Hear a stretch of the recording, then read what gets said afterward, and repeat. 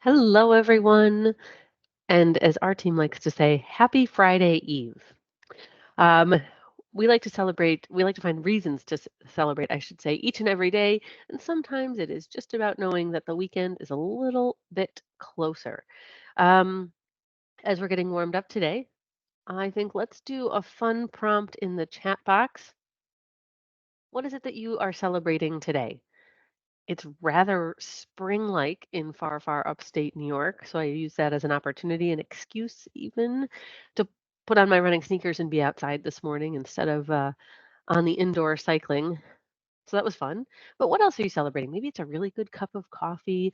Maybe it's that you're getting ready to finalize a big work project. If there's anything you're celebrating that you'd like to share, willing to share in the chat box, let's go ahead and just get the energy going.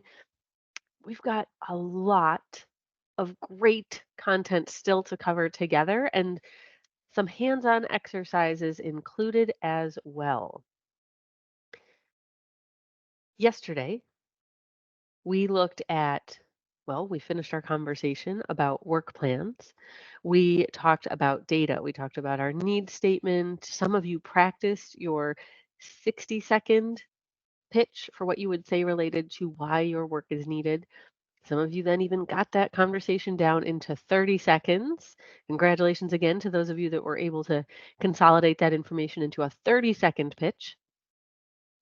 And then we were talking about storytelling within our grants.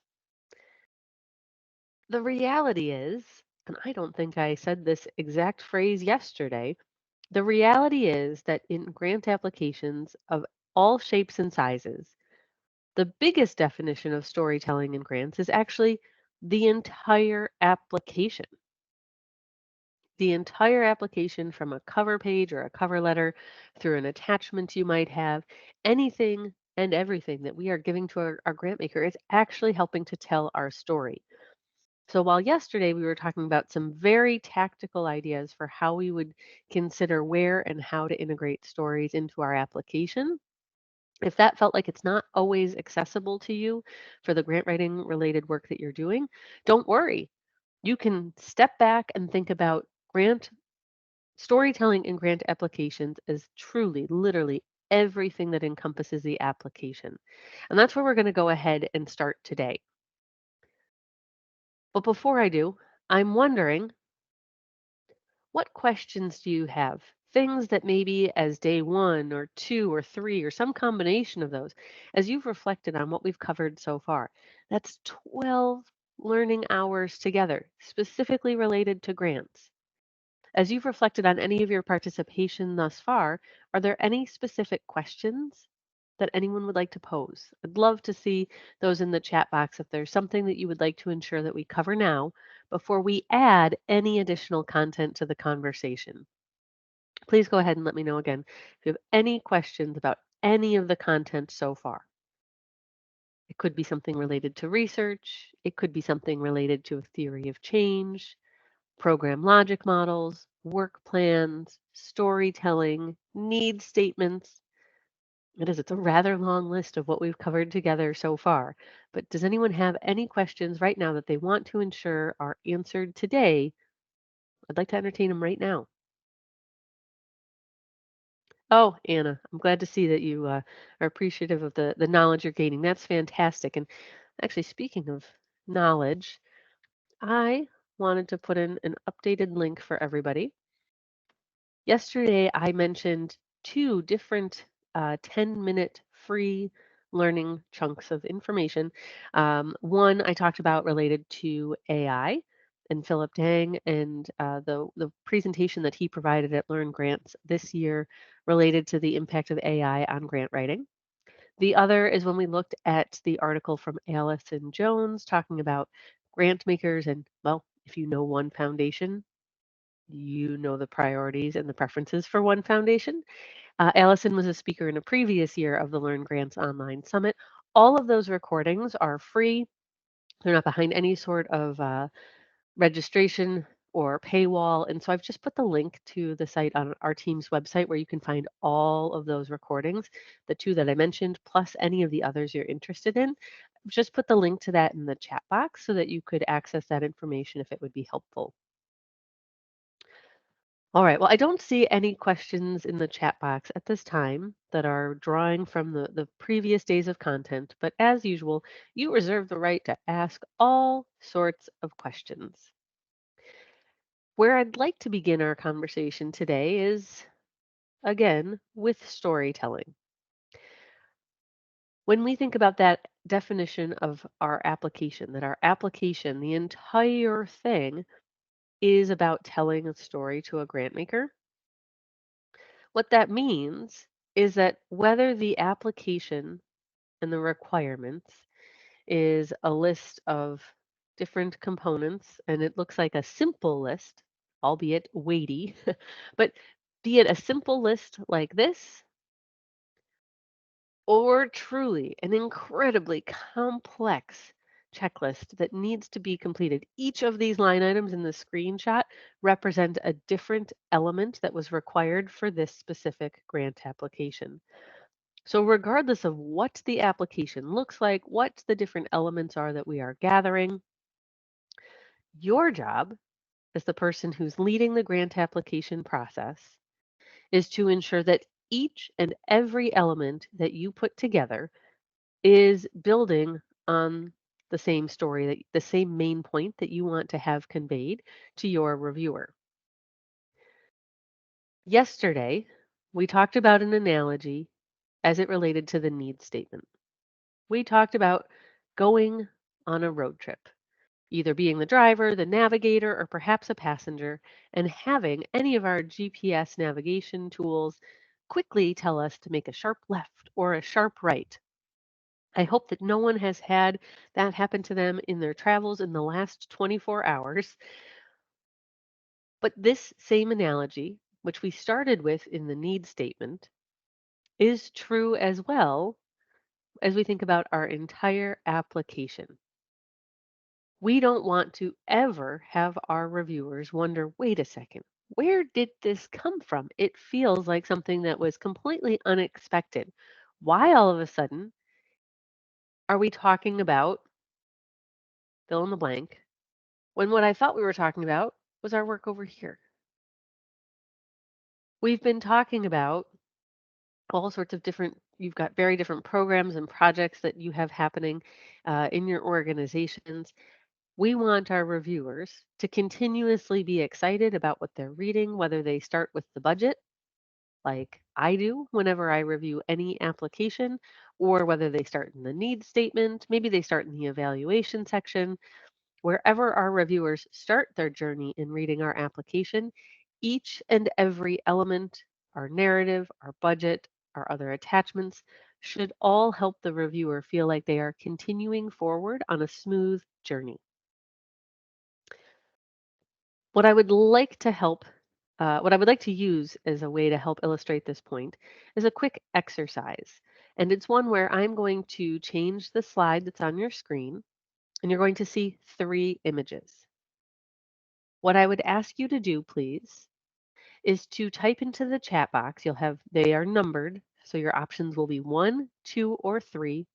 And I would like for you to type into the chat box which of the 3 images is the clearest for you to see. So I'm going to go ahead, I'm going to change the slide. On the screen, you see 3 images. In the chat box, could you please type in which of the 3 images is clearest to you? 1, 2, or 3? No judgment, no right or wrong answer. This is not like what's that TV show? Brain Games used to be on Netflix, or is on Netflix, used to be on cable, maybe that's what it is. But it is not meant to be a trick. Truly, I'm curious to know which is clearest to you. Well, what is the image on the screen? All 3 are dot to dot images of a butterfly. I just scrolled through your responses in the chat box, and it appears that we're split. To some of you, image number 2, the general outline of the wings of the butterfly, with a little bit of framing for us there for the body and the antennae of the butterfly, is what was clearest. For others, it's image number 3. We see that there are, again, dots that are around the outside of the butterfly's wings, but we also have some stronger outlining, some heavier outlining. We see some definition within each of the wings. We see more definition in the body of the butterfly.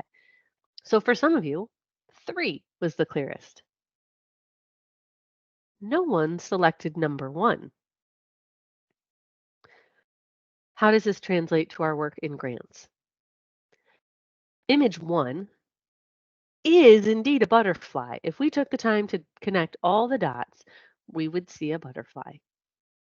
But there is a great deal of information, too much information, in fact, for someone who's reviewing a stack of proposals to quickly see the butterfly. They would, I mean, we've seen this. I've had this large mug of coffee here throughout our. They'd need to have not just one large mug of coffee, but perhaps 2 in order to digest all of that complex information. Now, what do we learn by seeing that you as a group are rather split between image 2 and image 3? Both present some outlining to our reviewers so that they can see more clearly, more easily, what is it that we're trying to convey. The fact that some of you, based on your experiences, perhaps your experience with dot to dot, perhaps your love for butterflies, you see things differently. Guess what? That is just like being a reviewer. Different reviewers see and experience and visualize the work in a grant application differently. And so we don't want to be image number 1. We don't want to be overly complex. We don't want to put in a great deal of extraneous and additional information that's not needed. We want to keep our work as simplified as possible and try to give some visual guideposts along the way. In fact, going back to the road trip analogy, if you've driven along a highway and noticed then the numbered mile markers, how are we progressing? Where are we? Or maybe you're thinking about the exit numbers and are we counting up or are we counting down as we think about where we are on our journey and our spot on the highway? Those help to tell us where we are. Even if we didn't have a GPS program running, we would have a sense of where are we. We want to come up with a way to outline our work, to structure it for our reviewers so that they know where they are, so that they have a sense of where they are on that mile marker journey. Or, like in our butterfly example, that they have some framing for what it is that they're looking at. As we look at today, first we're going to talk about budget. And I love talking about budget. I've said it more than once, but it bears repeating. I like to read the budget first when I'm a grant reviewer, and I know that I'm not alone.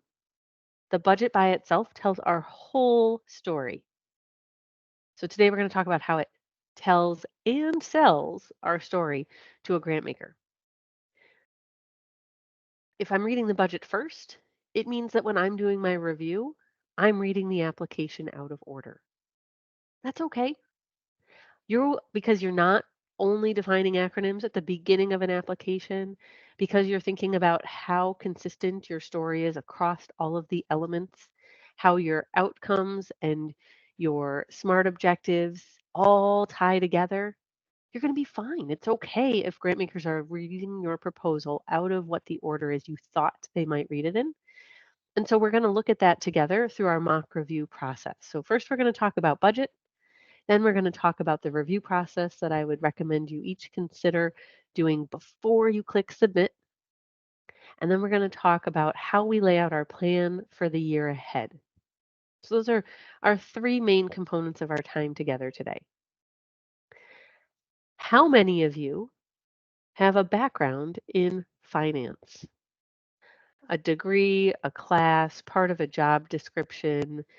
Could you let me know why for yes and for no in the chat box? How many of you have either a background in or a formal role related to finance? I took an accounting class in college. Does that count? Hmm. So some of you do have a background or a formal role in finance now, but many of you do not. Don't worry, you are in great company. We are going to create and submit some fantastic grant budgets, regardless of your background or where this fits within your current job description. The focus of this conversation is about how do we ensure that the budget is clear to our reviewers and how it is telling the same story as the beautiful narrative that you have crafted about your project or program. We want them to be consistent. When they are inconsistent, that is when grant makers either we will lose points if we are being scored, or because they are confused about inconsistencies between the two. I'm not talking about like we asked for 25,000 here. It's unlikely that we put in a different number for our ask. That's not the sort of inconsistency I'm talking about. I'll define that a little bit later on. But when we're talking about what our budget is funding, the type of resources and inputs that we might have in our budget, we need the way we're presenting that to be consistent with how we describe it in our narrative. So, what I would like to do is to present you with some steps so that you as an organization and you as a team as a whole can think about your grant budgeting process because I recognize that each of you have a different structure in your organization and based on your current job title and role may play a different part in this conversation. So I want to walk through our big picture steps, knowing that again, each of you might interact with these steps in slightly different ways. So our first step is that we want to know what is our total cost for our project or program. Then we want to think about how did we get that number? How do we know that number?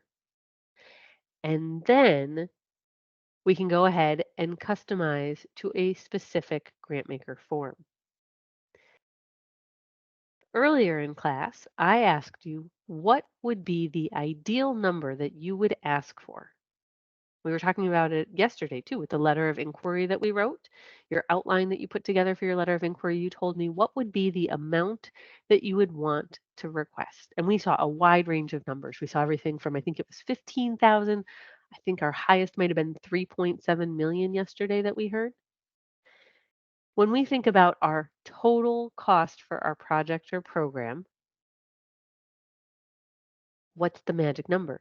It might be the same thing that you typed in related to the letter of inquiry. But could you please let me know, and maybe your organization, I get it, you might have multiple programs or services, multiple projects going, but let's pick one project or program. Could you let me know how much it costs to operate that project or program? Could you type that into the chat box? Don't worry, you're not going to have to show your proof. We're not going to have to upload documents. We're not going to start sharing what's the behind the scenes with our budget. But could you let me know for one of your projects or programs, one of your services, what is the total cost for a year for that project or program? No judgment on how big or small it is, but I don't want to assume that what you were asking for your letter of inquiry is your total cost. All right, so 600,000, 150,000. Oh, see, I'm glad that I didn't make an assumption. I think Pamela, you might have been a $15,000 ask in our letter of inquiry example, and I see you put 55,000. I see a million, 1.8 million, 10,000. Great. Okay. So knowing the absolute total cost for a year to operate your program or project. What we want to think about is how did we get that? And of that amount of money, do we have any revenue that is already restricted towards it? We already have a grant, we already have a major donor gift. Do we have any funding that is already committed? I would love to hear, for those of you who have shared a number for your total cost for your project or program, if you want to let me know with a Y for yes, maybe an M for maybe, or a question mark, or an N for no, how many of you have access to basically like showing your work on a math problem? How many of you have the justifications for how those numbers were arrived at? Could you let me know? It might be a summary of how you got to those numbers. Maybe not all the detailed calculations. Maybe you can't see all the salary information because it's confidential in your team. Great. Okay, so many of you do, but not all. So it's one thing to understand the total cost, whichever of the numbers you typed in the chat box. We need to understand how did we get to those numbers so that we can describe that to our grant maker. But we also need to understand how did we get to those numbers so we can ask our team ourselves some questions. Of everything in our budget, are they all must-haves? We must have every single item in this budget in order for us to implement it the way we have described. So let me put a quick delineator in the chat box here. For those of you that have your budget in your mind or maybe even pulled up on the screen that you're thinking about, how many of you have to have every single item in your budget in order to implement the program or project the way that you are going to describe it? There's not a right or wrong answer here. You might say, absolutely, this is 100% have to do it, need all these things. Or you might say, well, there are a few nice to have items in there. It's nice for us to have snacks for the after school tutoring program. Do we have to have them? No, but it is ideal. We don't want hangry kids running around at the after school tutoring program. So it is ideal. Maybe you say, well, we've asked to purchase a new laptop, but there is one that we could probably refurbish and reset, and maybe we'd be okay. So we wouldn't have to buy a new one. I'm just giving some examples of some of the ideal to have, but not must have items I've heard described before. Okay. Oh, Denise, I see you make a good point. So you start with the like, what is the ideal, not the as minimal as possible. And by minimal as possible, I don't mean by like size of how many zeros, but just as pared down as possible to your musts. Great. Either way of budgeting and thinking about your program design is okay.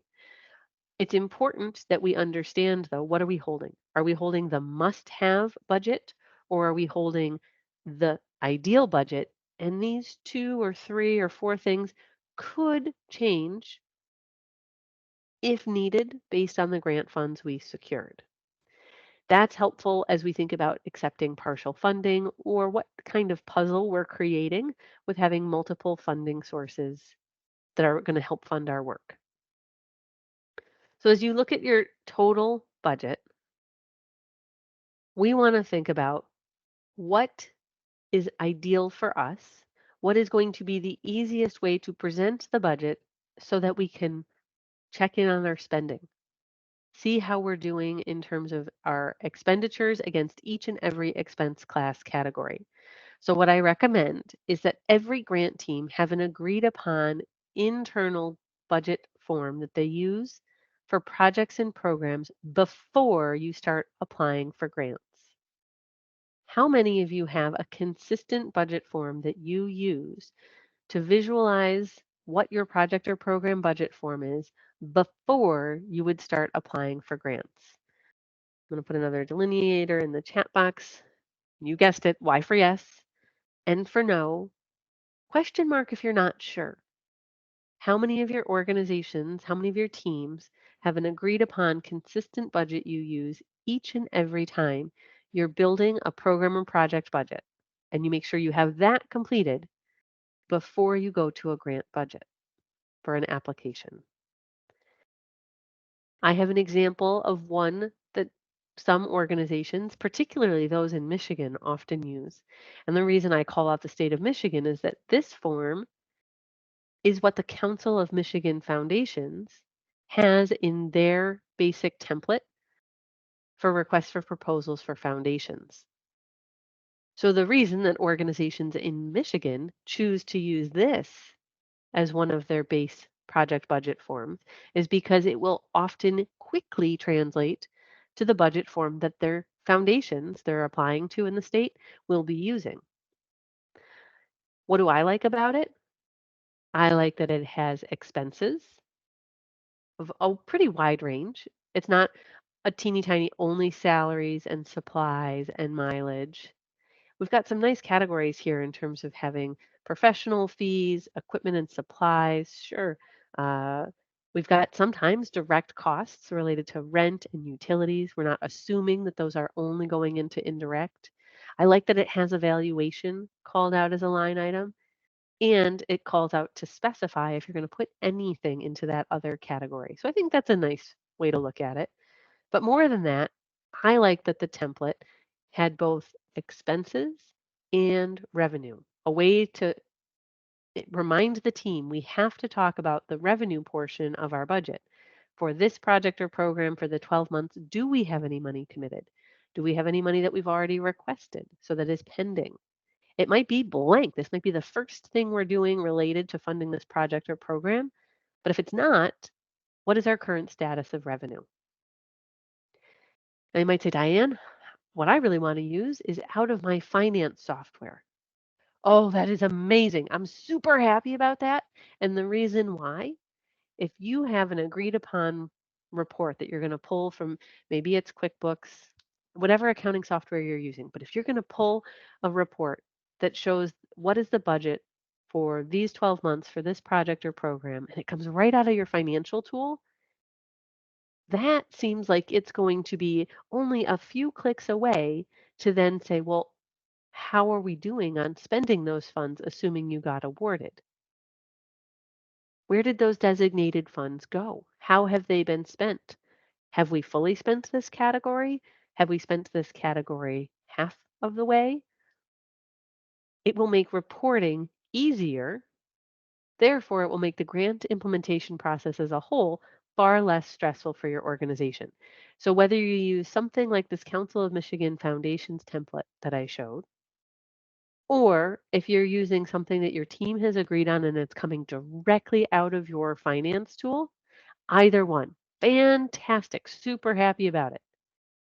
The reason I want you to have at least one of those options agreed upon is so that then when you open up a grant application and you get to the piece where they're requiring a budget form, you are ready to translate the work. On the screen is a very unique grant maker budget form. Now, oh, actually, and I didn't know that we'd have anyone on the line who was dealing with food insecurity. So, Pamela, this one in particular might resonate with you. And so, this is an example that comes from the BJ's Charitable Foundation a few years ago. They were making grants in this particular round of funding only to food pantries and soup kitchens. And in doing so, they released a specific grant budget form. Oh, you know what? This is a good chance for a quick pop quiz. The budget form on the screen is unique. It is different. It does not have many of the expected budget expense class categories you would see. There's not a line for salaries. There's not a line for fringe benefits. We don't see any information where we can talk about our rent, our utilities. All we see is information about supplies, which has been further broken out, and we see a section about food. Here's the pop quiz question. Can we modify the grant maker's budget form if we think that there are other expense lines that they should consider? Y for yes, N for no. Can we modify their form if we think that there are other expense categories that they should consider? Ah, good commentary. We can. Technically, the form might let you. It might also be locked, so maybe not. But we probably shouldn't. Ashley, I'm going to say we definitely shouldn't. I don't want you modifying grant maker budget forms. The reason I brought this up as a pop quiz, you're like, Diane, we didn't talk about budgets before. I know.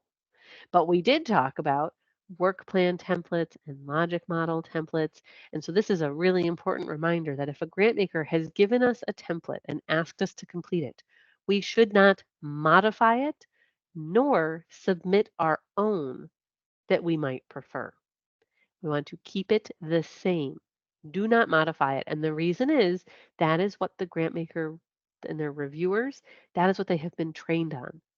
If you provide them with something that is different or something that has been modified, one, their reviewers are frustrated. Why does it look different? Where's that information I was looking for? That's not a good thing to have happen. Two, it is technically, yes, disrespecting their process. They could, because you didn't follow their form, put you right into the no pile. I don't want that to happen. Okay, back to the BJ's Charitable Foundation example on the screen. So why is this form so different? Well, if they were only funding soup kitchens and food pantries, they really wanted to make sure that the money that they were awarding was going into that direct deliverable. So they said, please, in your budget form, only show us about your total cost related to food and related to the kitchen and food delivery supplies. So you still got to show your total cost for those line items. And then you got to ask for money for those line items, but that was it. What they were doing was trying to help their potential grantees tell their stories in the clearest way possible that was meaningful to them as the grant maker. There is far more that it costs to operate a food pantry or a soup kitchen than what you can see for expense classes on the line. But the grant maker modified the form to say, please don't ask us for anything else. Only ask us for these types of expenses. So you took, if you were an applicant here, you took your big agreed upon project cost. So let's see, Pamela, I think you said 55,000. How am I remembering that? I must have had enough coffee today. Okay, so let's pretend, right, if 55,000 is your total cost, you would only get to show what is related to supplies and to the actual purchase of food. There might be another $20,000, $30,000 of expenses that are not even represented on the form. The other thing to consider is that food and supplies, they're actually broken out in this form. If food is an eligible expense with grant makers, it is often smushed. It is part of the supply line item. But again, to the point of the funder, the specific goal for why were they making these awards? They wanted to ensure they were funding food and the supplies related to the delivery of the provision of the food. So they wanted to see, well, what's the difference between kitchen supplies and actual food purchase? But most grant makers would not see that separation. As I said, they would normally see them combined together. Ah, Denise, I see your comment in the chat box. This seems like an additional program item for which we're seeking funding and may assume that the staffing, building, et cetera, are already in place. Yes, absolutely. They are assuming that all those other expenses that are real, that are they're there for an organization to exist and be able to apply for this funding. They're saying, listen, we know that this costs you something, but we're not paying for it. And so they're saying, we get that somehow you are going to figure out how to get these other expenses paid for. All we care about are these things. This is a pretty basic example of a grant maker doing that. There are far more complex budget forms that have the same idea behind them, not just related to food and supplies, but that they only want to fund specific types of expenses. And so they modify and create budget forms that only allow you to show what they want to fund. One of the most common ways grant makers will modify their budget form is related to indirect overhead. Will they pay for overhead or not? If the answer is not, they don't want to pay for administrative costs, they won't put that anywhere on their budget form so that you don't ask them for it. You still have indirect costs. You still have administrative overhead, but they're saying, we don't want to pay for it. Don't tell us it. You can't put it on our budget form. They force you to skip talking about it by leaving it off their budget form. Let's see, Pamela, follow-up question on the budget form.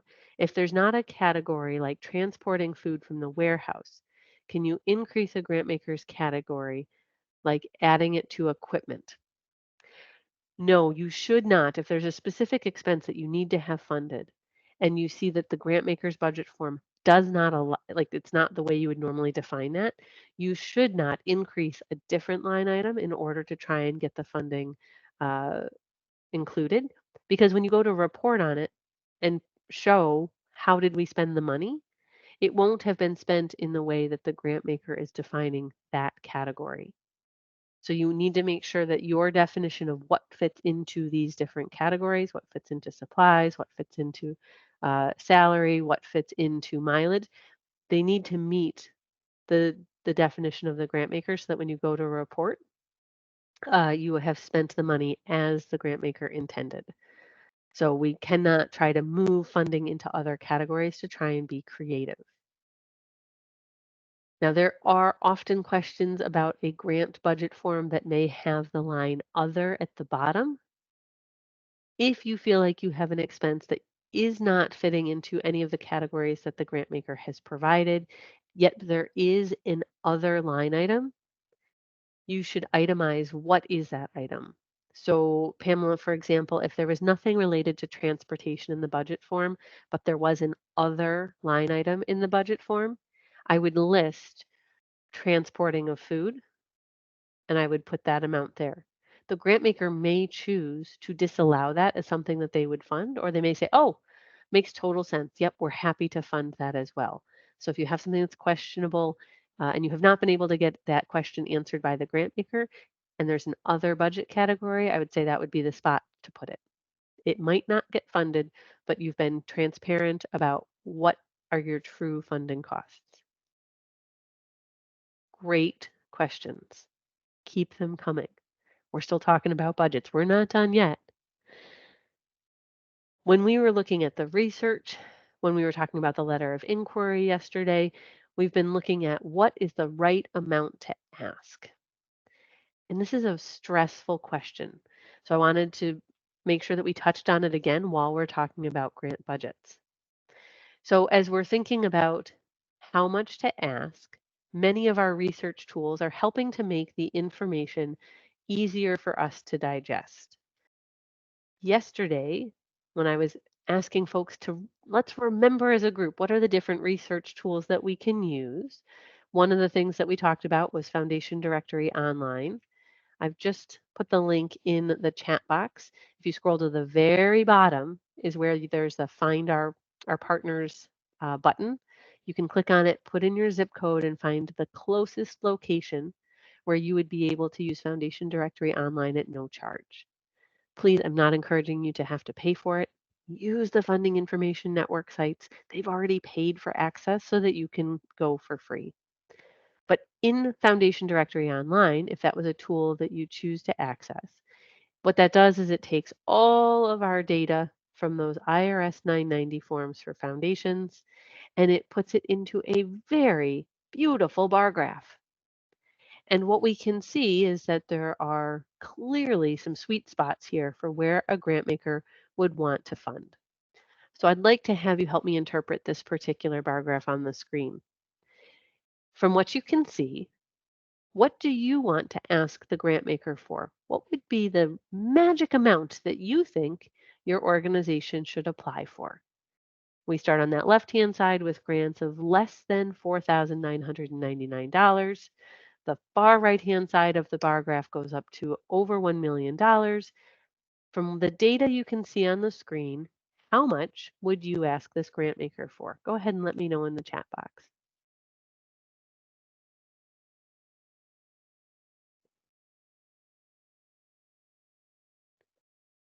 All right, we've got a vote for 25,000, 10 to 25,000 with some upvotes in terms of reactions. Oh, a number of 10 to 25s coming in. Few folks at the 20,000, another 25. Good. How did you decide that? No one put in 100,000. Why? What you're looking at is the bar graph, right? And we're thinking about our bell curve and what is the most common amount? Where is the highest point if we were to draw a curve line over the bar graph? The most common grant amount is between $10,000 and $25,000. So for those of you that narrowed down to at least that range, great.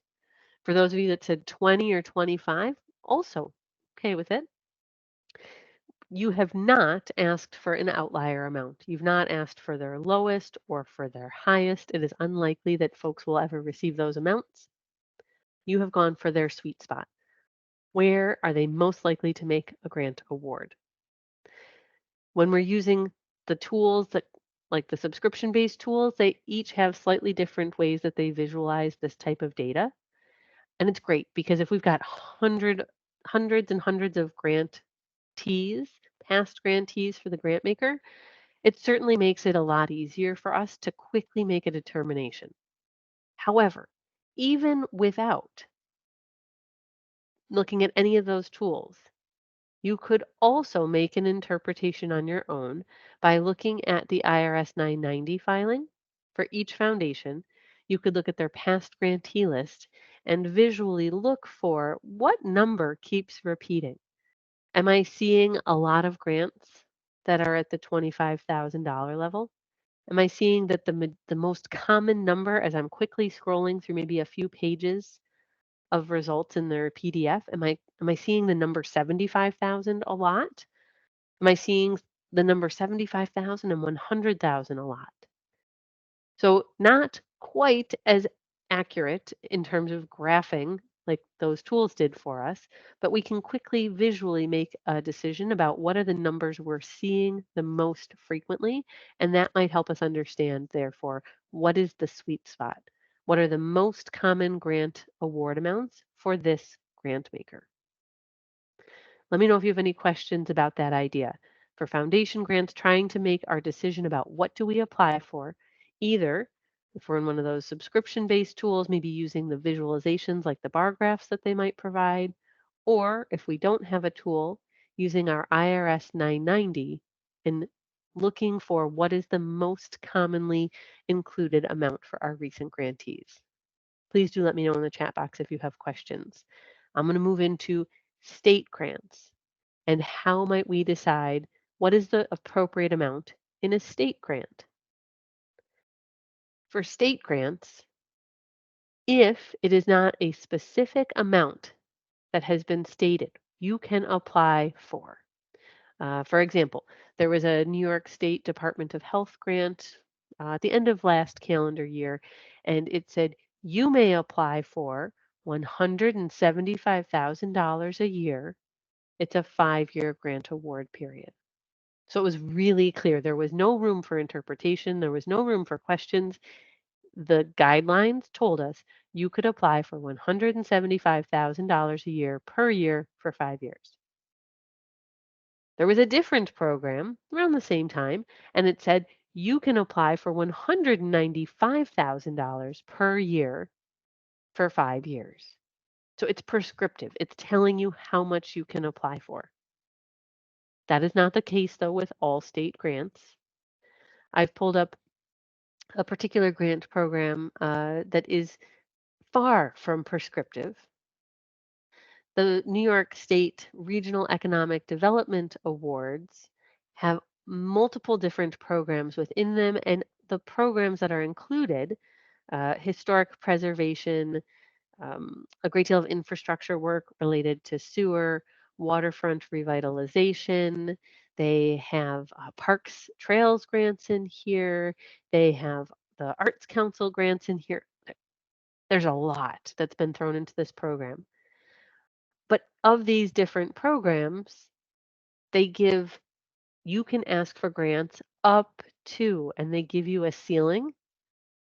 Some of them give you a floor you have to ask for at least, but they all give you a ceiling. You cannot ask for more than this. So how do we decide what is the right amount to ask for? By looking at who has gotten the funding before for these different types of programs. Not if I'm thinking about historic preservation, I don't want to look at what did the sewer infrastructure folks get. Different programs, different budgets. I want to look at what did the historic preservation grants look like? What were the different sizes for the types of grants? So that I can think about what feels close to or looks like what we might want to do. And conversely, if we're over here and we're thinking about sewer infrastructure, I don't want to worry about what the parks and trails or what the historic preservation folks are getting. I want to worry about what did municipalities, what did these eligible applicants, what did they apply for, and what looks like and feels like us. So we want to pay attention to who looks like us and what specific programs are they in if we find ourselves in a state grant that has maybe a floor, but definitely has a ceiling for what is the maximum we can ask for. Our third tier, let's talk about federal.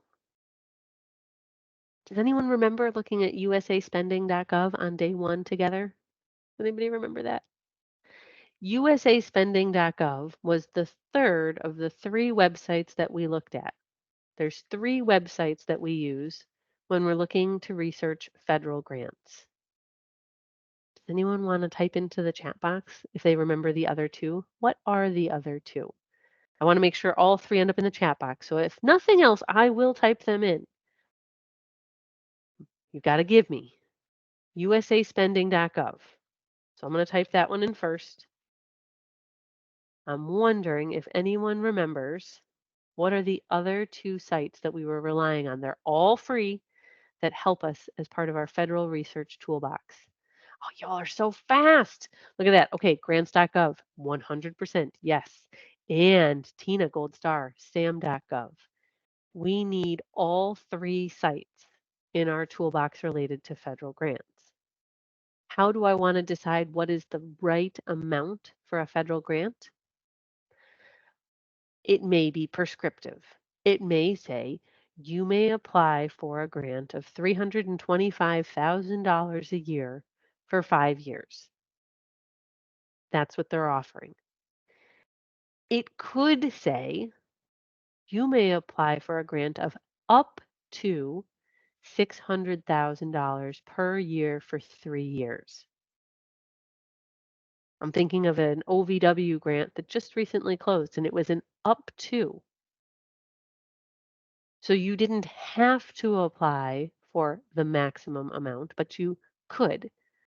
Many organizations probably do apply for the max in those situations, but they don't have to. If you're trying to decide, I'm looking at a federal program, maybe I saw the forecast in grants.gov, maybe I looked at the assistance listings for the history in sam.gov. If I'm trying to figure out, do I want to go all the way to the max of the up to amount? The way you can look at those past grantees is in usaspending.gov. Who has been funded by that program before? How much did they get? When you open usaspending.gov for that program you're interested in, does everyone have exactly the same award amount listed? Or are they relatively close to the top amount? Or is there a lot of variation? Maybe a few up at the $600,000, a few 400, 500,000. Maybe there's even a $300,000. We will use the data to help us decide what is appropriate. Should we be up at the top? If our budget, our total cost, if we didn't think it was going to be that much, well, we should apply for our real cost. So might we apply for something lower? We can use usaspending.gov to help us understand what might be appropriate for that funding program. Sidebar, related to sam.gov and grants.gov.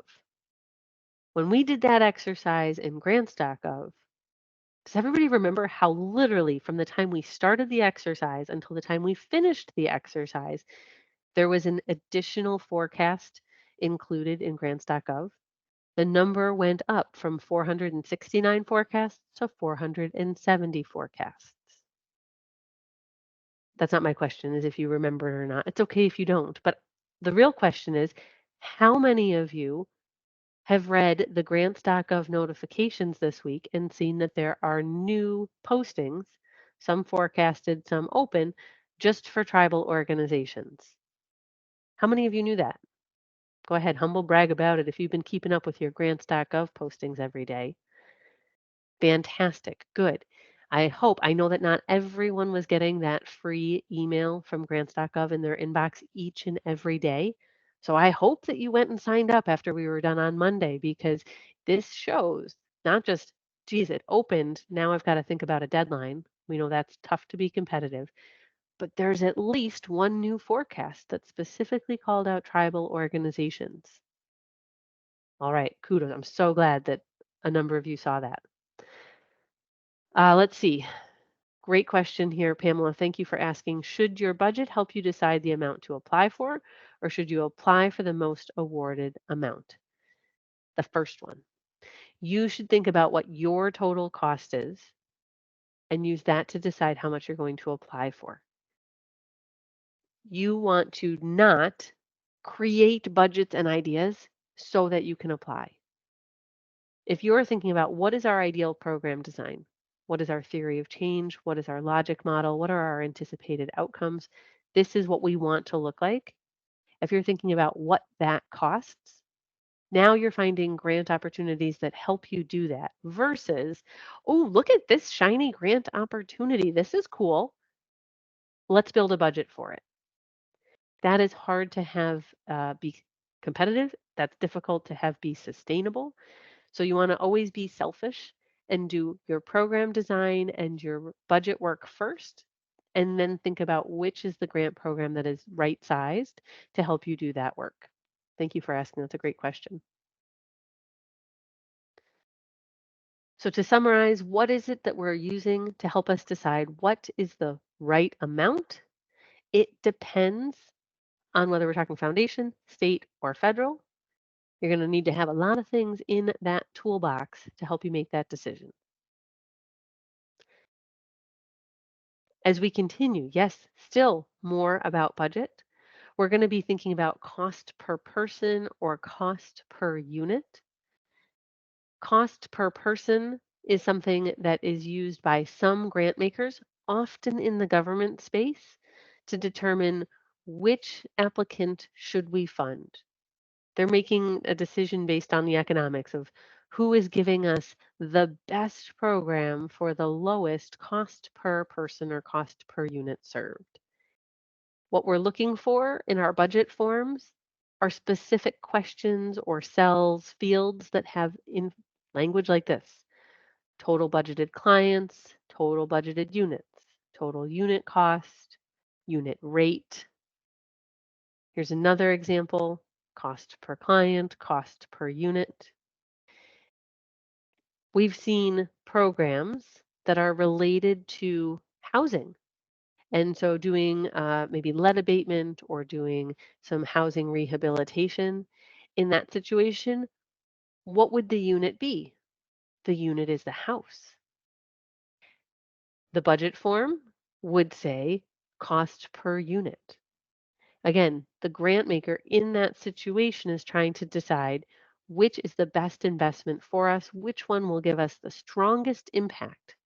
They're thinking usually that it is the lowest cost per unit. We've seen this in Alzheimer's adult day programs. We've seen it in substance use treatment programs. We've seen it in housing rehabilitation, lead abatement. Again, usually in the government space, but I encourage you to watch closely for questions like that in a budget form. It's a factual answer. These are our costs. These are how many people in our logic model we put in our output section. Or these are our costs. This is how many homes we said we would do lead abatement for. It's factual based on your program design and based on your total cost. So you should not modify either in order to try and change your answer, but you should understand, how does the grant maker define a unit? Is it an hour of adult day services, or is it 15 minutes of adult day services? Is it one student per day? Is it the student's participation for a year? How are they counting the unit? What is it that they want to have you report on? Again, please do not change your budget or the output numbers in your logic model in order to change this answer. That's not a game that's sustainable.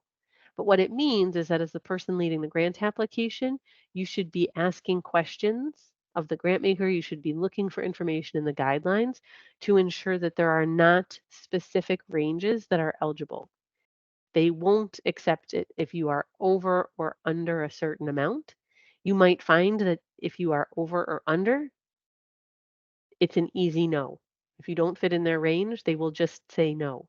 Again, you shouldn't change who you are and what you're doing, but it would stop you from potentially applying. It would save you from putting time forward if your cost per person or your cost per unit was not in the range that the grant maker was willing to fund. Whew, budget stuff is tricky. And actually, one of the trickiest things, yes, that's my technical term for it, is about direct costs. So, you know what we're going to do? We're going to hydrate, maybe caffeinate if you want, and stretch. We're going to continue our budget conversation when we return at went 2 minutes past. So you get till 2:07 Eastern today for the first break. And then we're going to continue with direct costs versus indirect costs. I can sense the excitement. I'll see you at 2:07 Eastern. I hope that everyone had a wonderful hydration stretch break. We're down to only a few hydration stretch breaks in our time together in this course. When we were getting ready for the break, we were talking about cost per person or cost per unit, and I'm wondering how many of you have seen that in any of the grant related budget forms that you've seen? Could you let me know in the chat box if you have seen any of those cost per unit, cost per person items pop up in any grant applications? They are very fun to fill out, but they are certainly not in all grant applications. But I do want you to be aware of what they look like and what they are signaling to you in terms of questions you should be asking in case you do encounter them.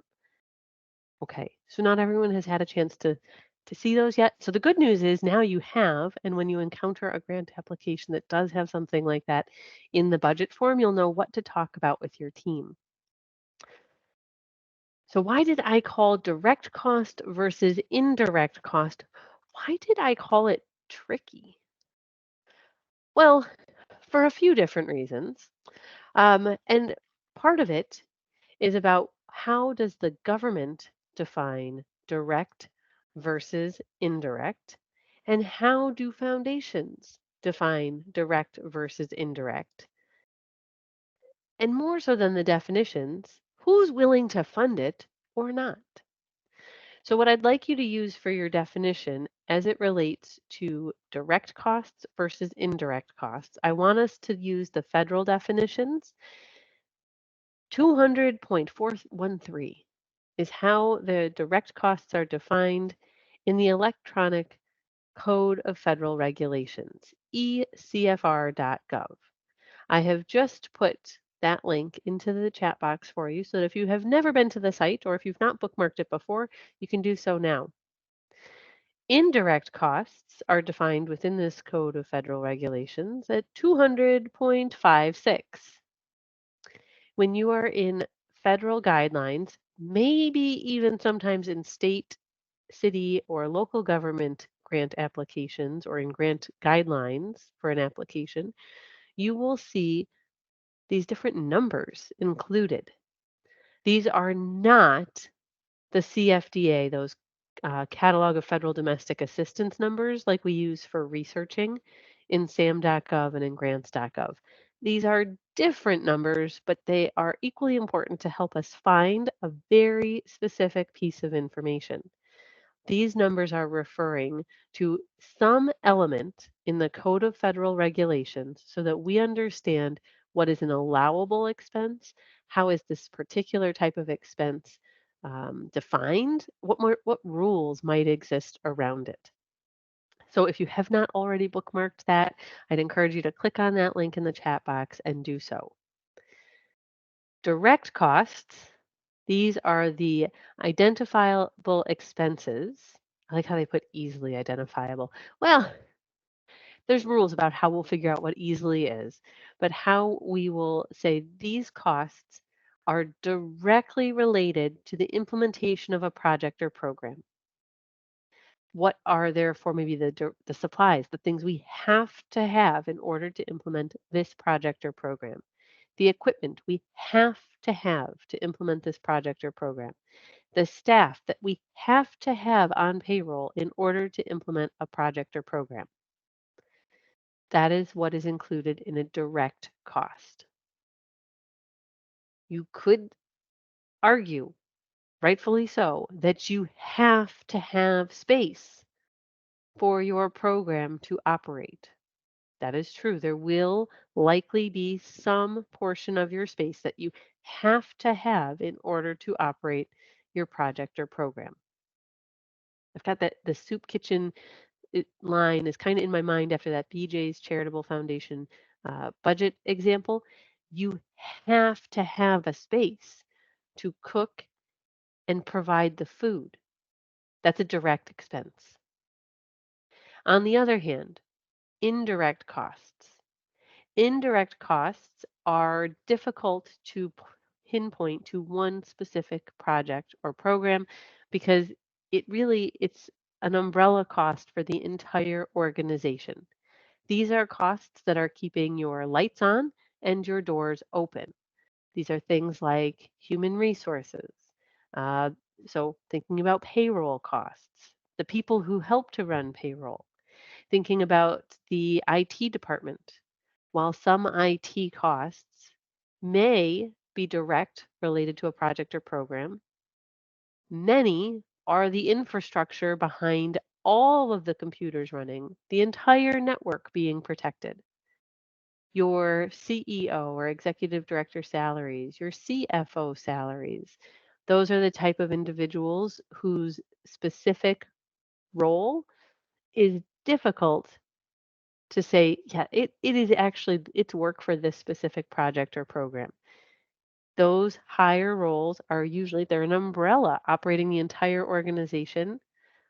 And so unlikely that we're going to be able to put their salaries towards a direct cost. When we think about our direct versus indirect cost, some grant makers say that they will not fund indirect. Some grant makers say we only fund direct costs. This is a harsher position, I think, than like the BJ's Charitable Foundation budget form we saw. They said we will only fund food and supplies. There's a lot of other expenses that they were excluding. They're saying we're only doing these direct costs, though. They were not funding indirect costs. They were not funding keeping the lights on and the doors open. I wish they would have, but they didn't. There are many other grant makers that say we'll fund your direct salary, we'll fund your direct supplies, we'll fund your direct equipment, but we will not fund your indirect. We will not fund lights on, doors open. But how do you operate without those? Very difficult to do so. So what happens with organizations? You raise funds from other sources, from community donations, from major donors, special events. But indirect costs, they don't go away. So there is something that happened at this point now, it does feel like ancient history, but it has not always been the case. At the federal level, a rule was put into place, and it is called the de minimis rate is what was put in place with this new rule. And we see number 200.414. Again, from that Code of Federal Regulations, the link that I placed in the chat box. And what the Code of Federal Regulations tells us for the de minimis rate is that anyone that does not have a negotiated indirect cost rate can ask for 10% coverage for their indirect cost.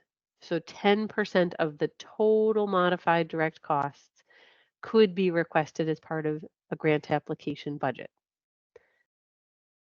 So here's the question for you. How many of you know if your organization has a federally approved indirect cost rate? Y for yes, and for no, if you don't know, question mark if you're like, wait, maybe, I'm not sure, I might have to ask. There is no judgment on if you know this answer or not, given the wide range of different titles and backgrounds that we have in the room. I wouldn't expect that everyone would know. So some of you, you know if you have one. Others, you've got some homework.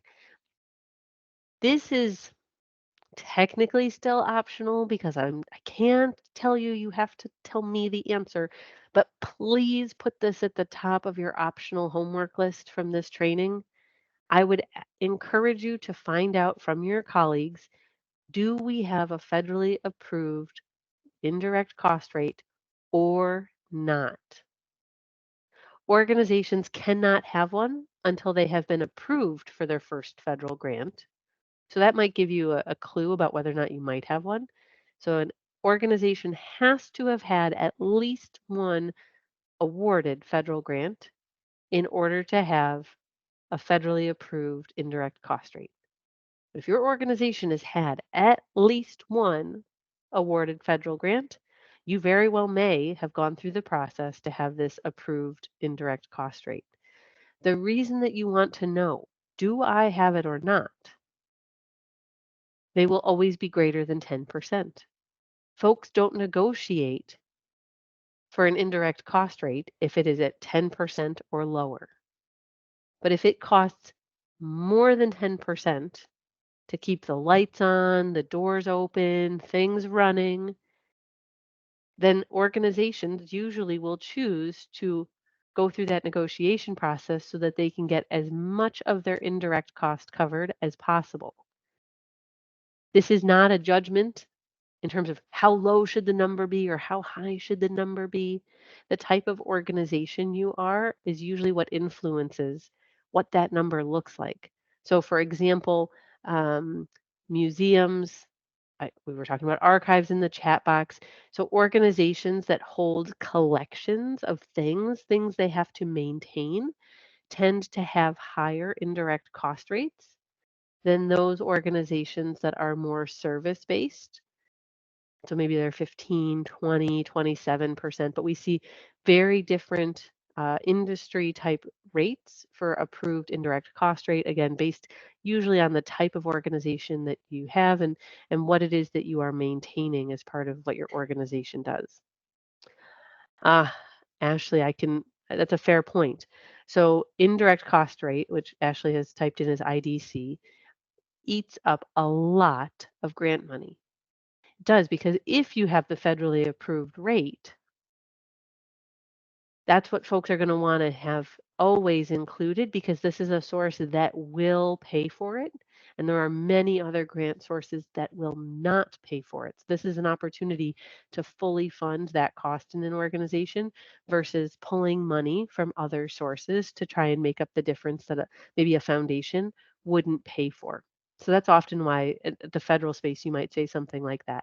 But even if you don't have an approved indirect cost rate at the federal level, you should always include 10%. You should claim de minimis. You should not let that go because there are plenty of foundation-based grant makers that are not going to support that type of expense. So you want to ensure that it's getting funded for your organization. If we have a federally approved indirect cost rate, then what is the benefit to the organization? Then we can use it in state applications, or we could use it in city applications or county, because if we say we have a federally approved rate, these other government entities most of the time are also going to accept that negotiated rate.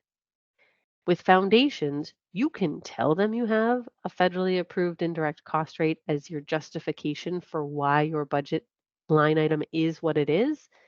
It is very unlikely at the foundation funding level that they will pay for it.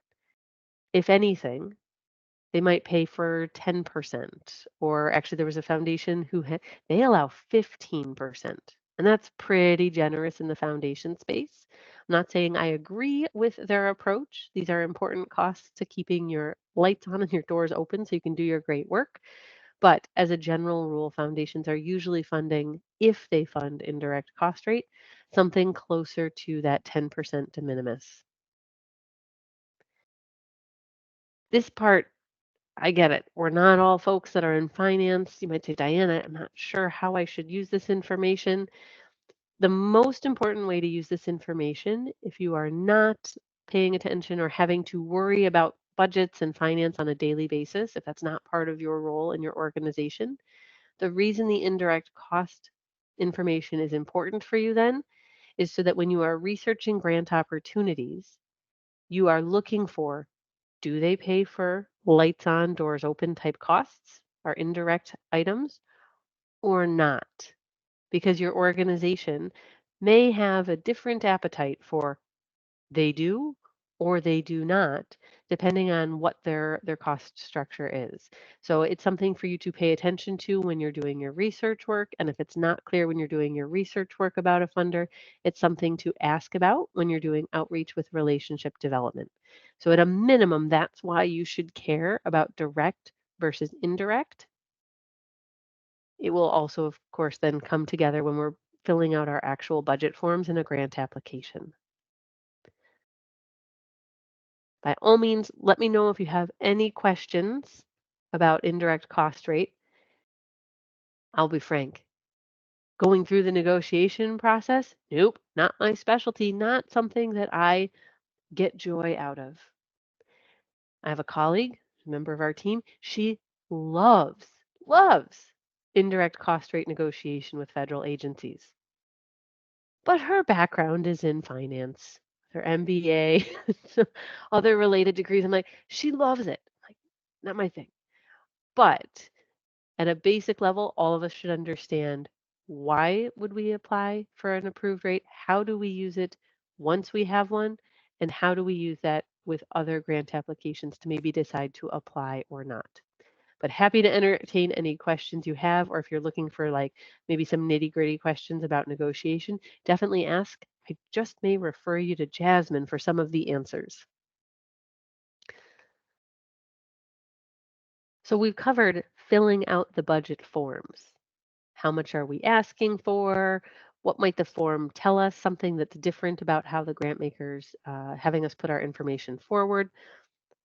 Now we need to worry about writing a budget justification or a budget narrative.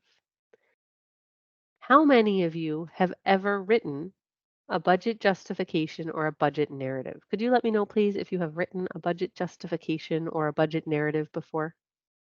Why for yes and for no? Or team's reaction if you prefer.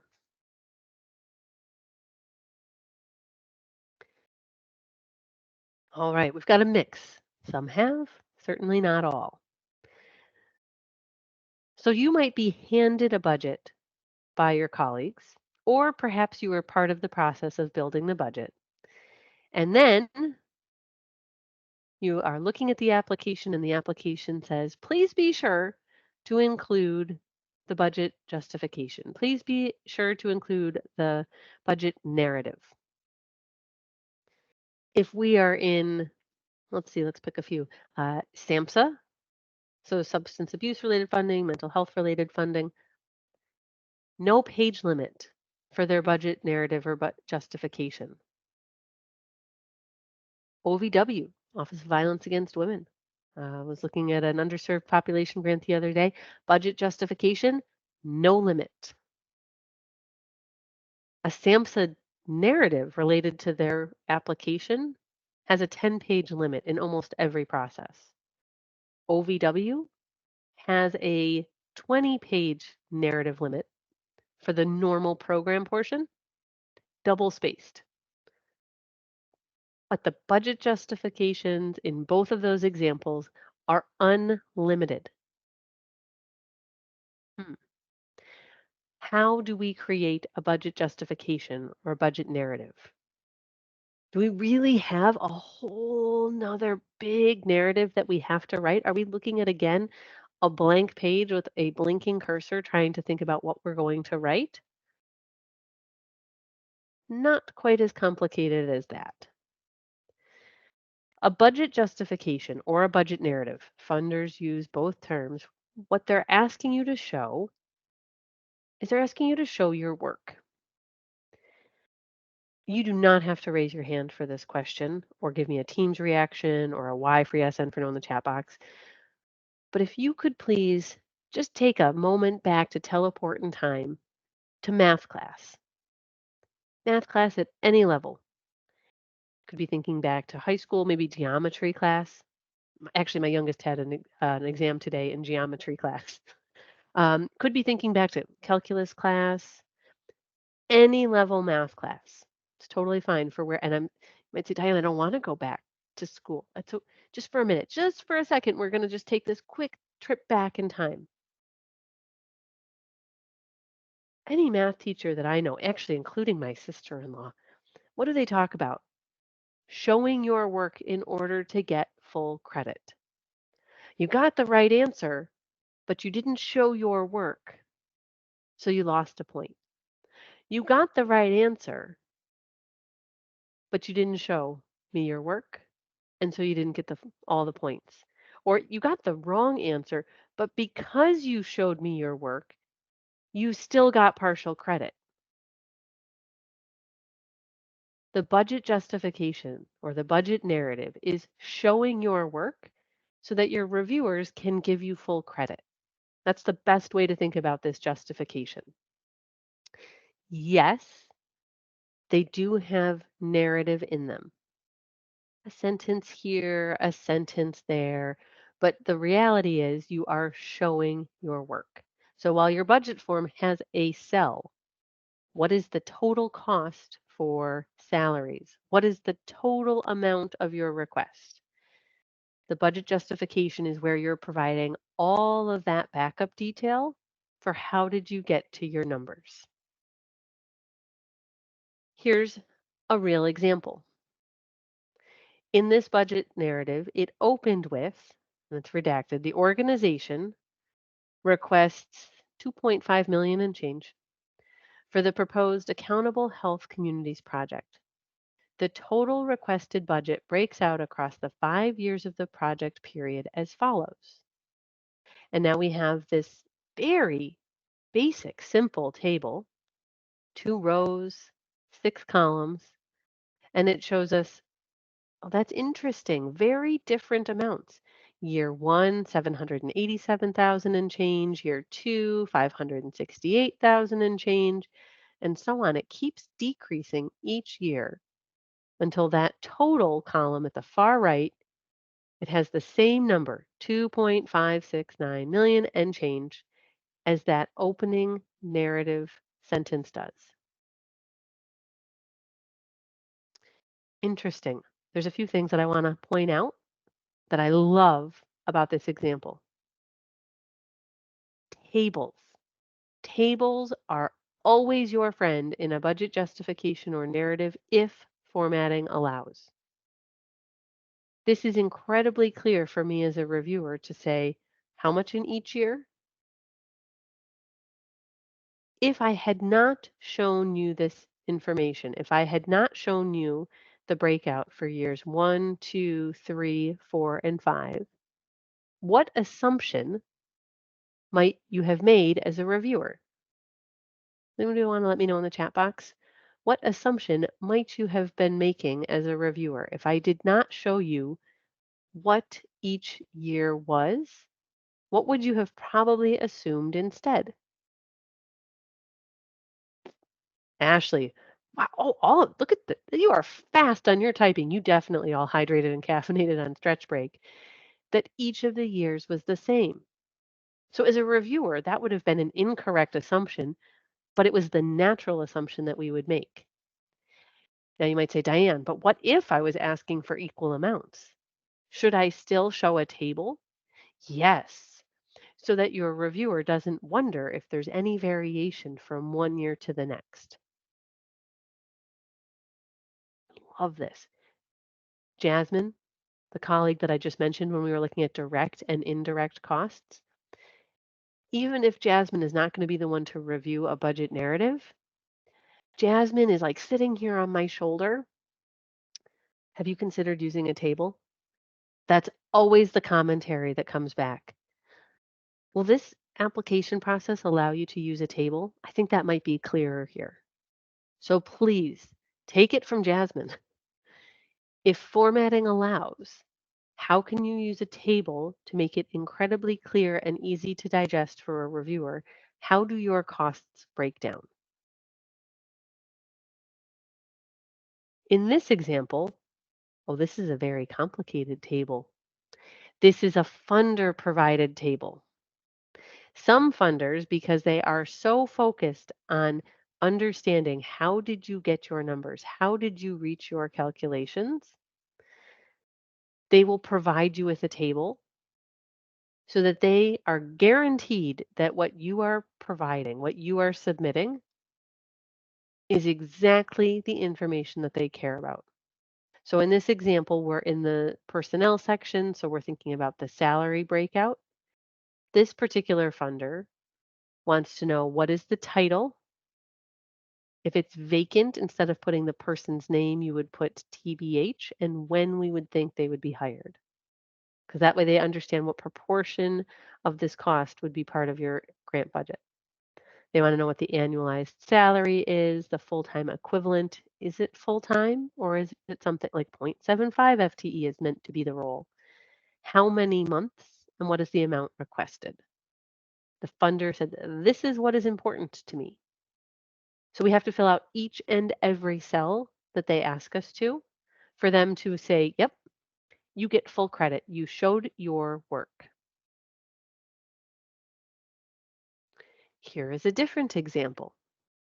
This is, well, a simplified version in terms of screenshots of a multi-tab spreadsheet. This was for state funding. They said, I want to know, as your funder, I want to know the details for your professional staff.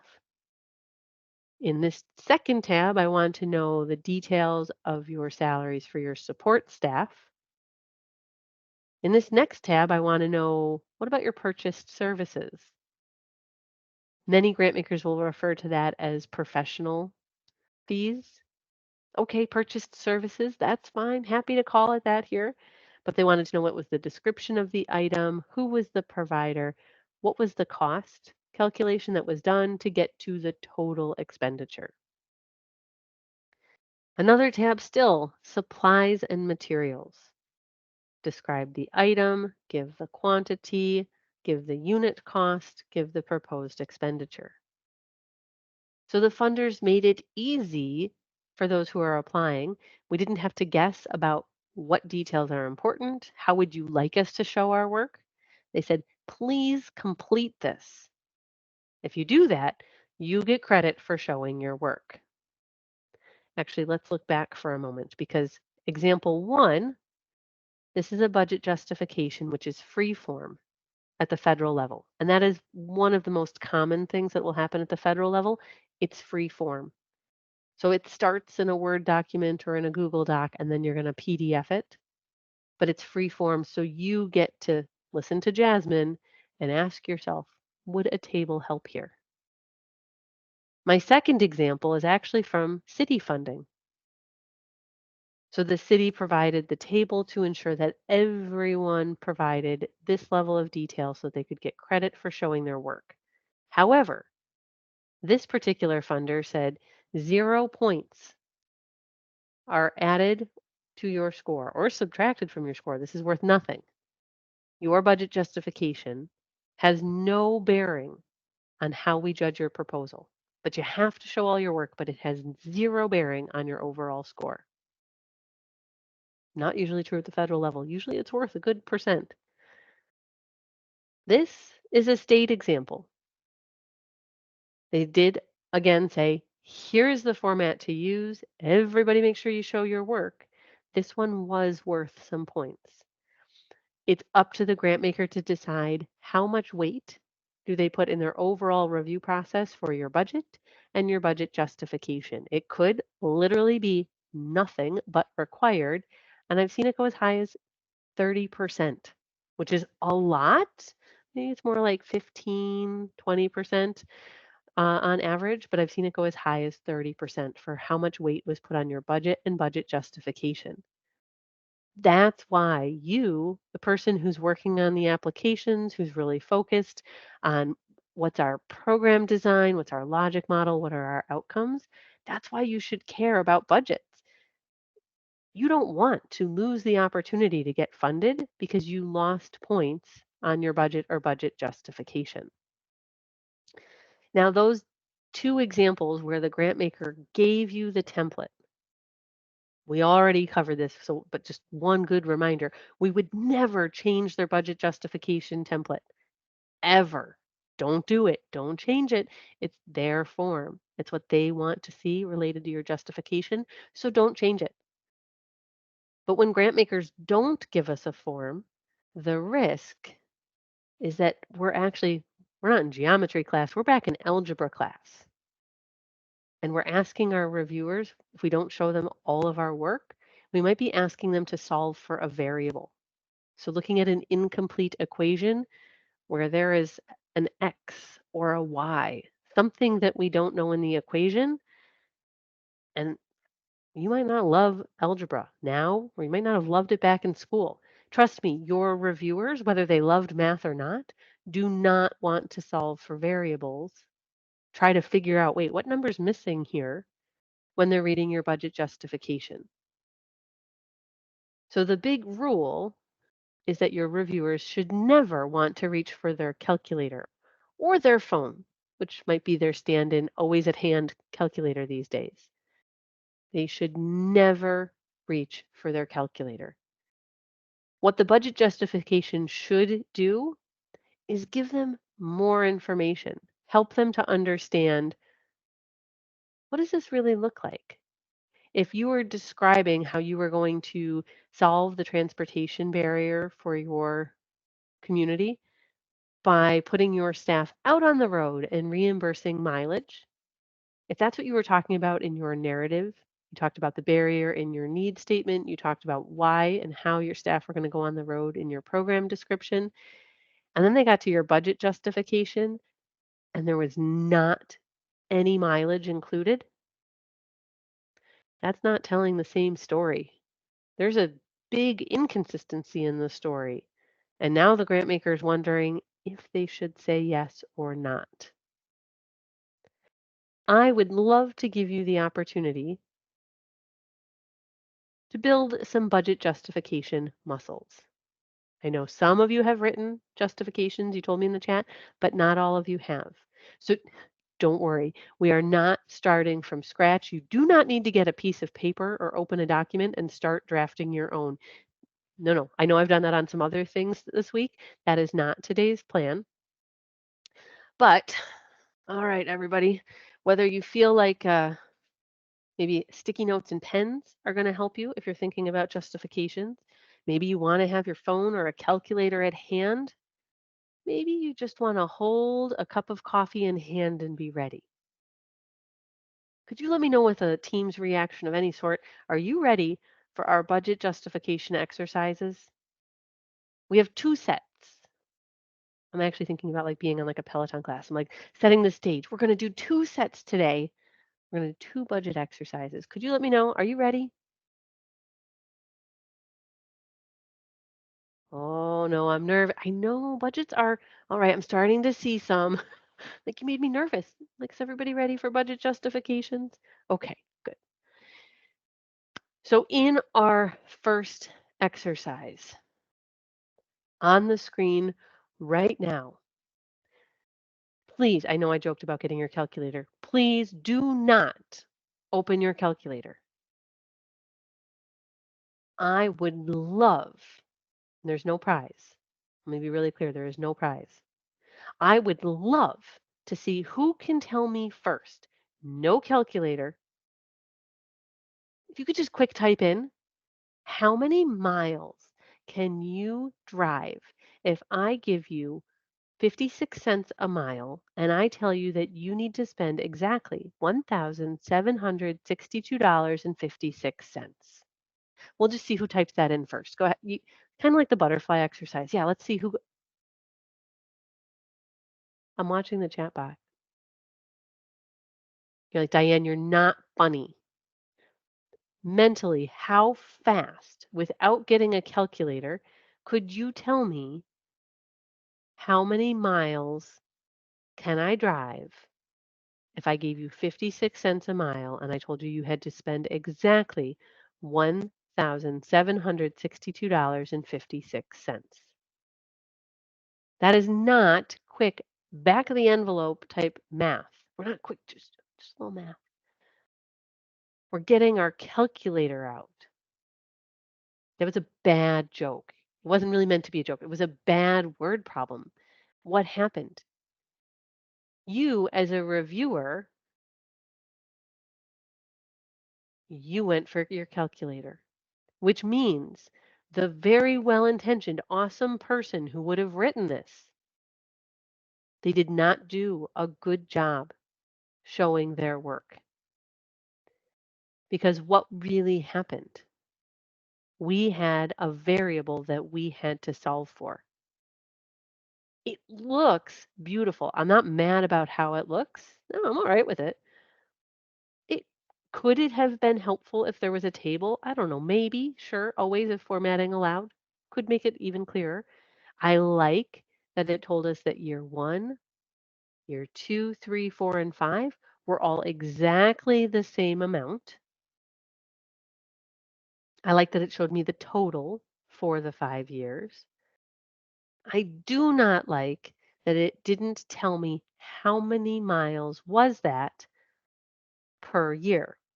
Now let's do it though. Let's be a reviewer and let's get our calculators out. And so we're going to take $1,762.56.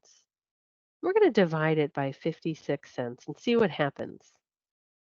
And indeed, we had some folks who did grabbed a calculator to see what that real number was. 3,147.43 miles. That's an awkward number of miles for folks to drive per year. Can you imagine if you were watching your odometer for the year and you're like, and stop. We can't drive anymore related to the program because oh gosh, it just clicked to 3,148. Hmm. That's a really awkward non-round number. Why do I bring that up? Does anyone think that that might flag something for a reviewer? These are awkward numbers, really awkward numbers. The math does not give us a round number of miles. Did we really run like some sort of mapping program to figure out and then get to this exact number? Let's vote. How many of you think that such awkward numbers might raise a question for a grant maker? Y for yes, I think it might raise a question. M, I'm not sure, Diane. N, nope, I don't think it'll raise a question.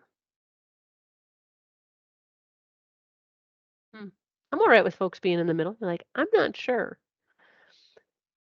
So when we look at budget justifications, when we see super round numbers, wow, how did everything work out perfectly?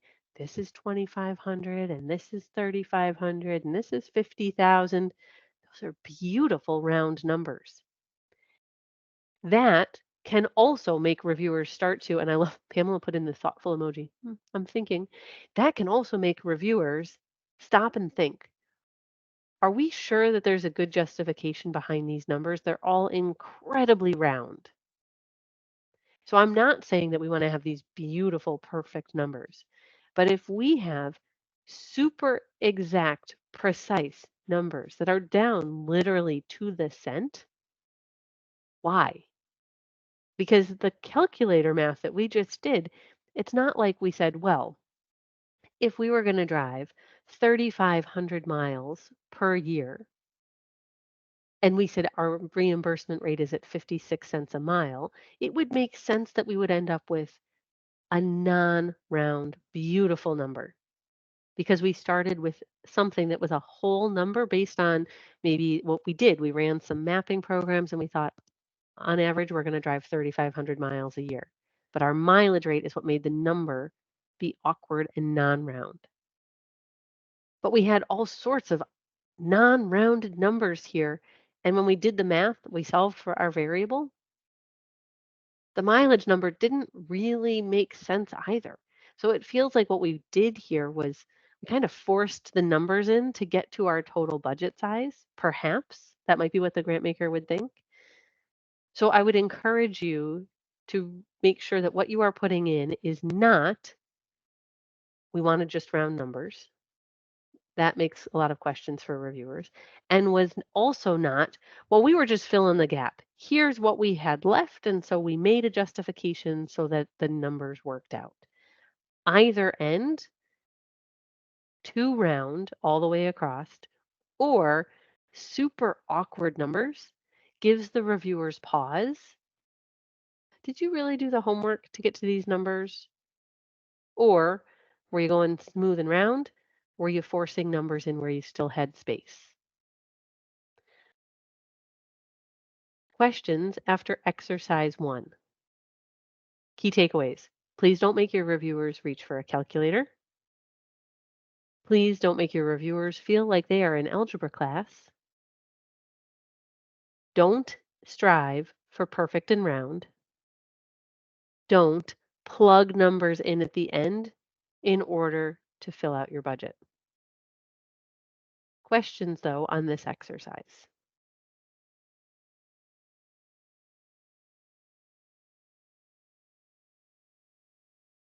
Okay, let's see how you do on the second one.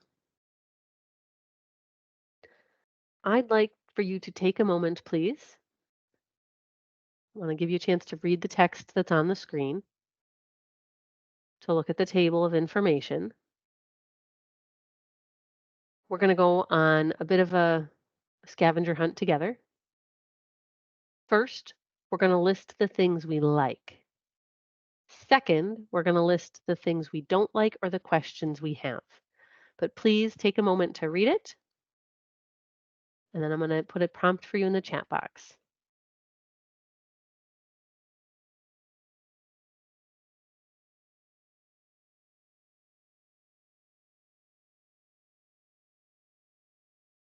When you're ready, please let me know in the chat box, what do you like about this example? We all have very different perspectives.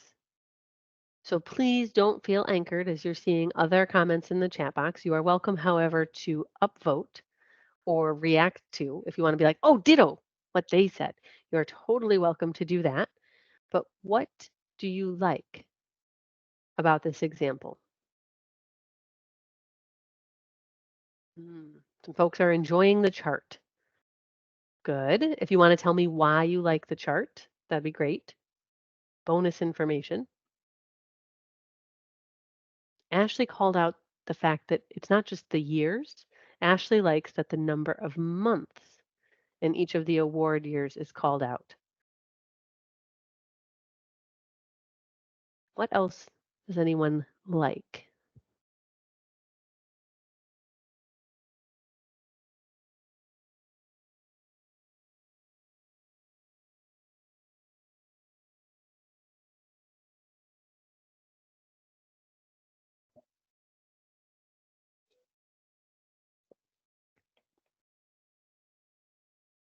I'll add that I like that the number in the table for the total number of federal dollars matches the number in the narrative.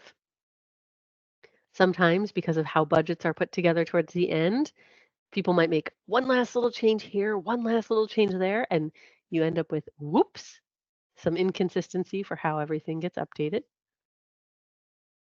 All right, Peter likes that we've got rounded numbers, so we've dropped the cents. So we're going with whole dollars. Definitely a lot easier to understand and to process. Yep.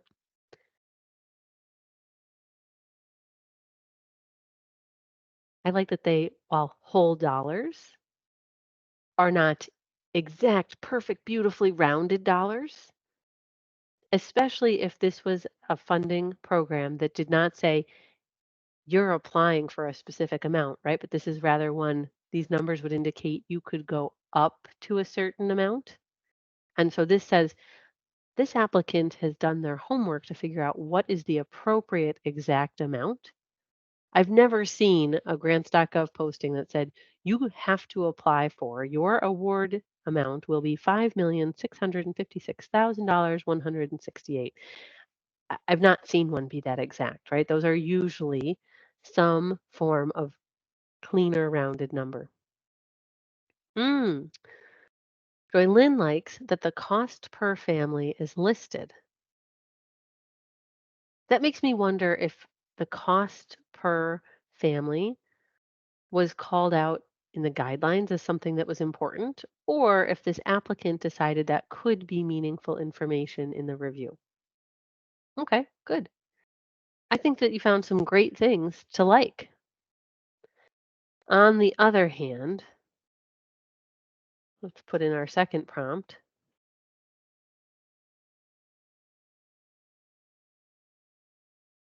What do we not like? Go ahead, same exact example. What did you not like, or what gave you pause? What left you with a question?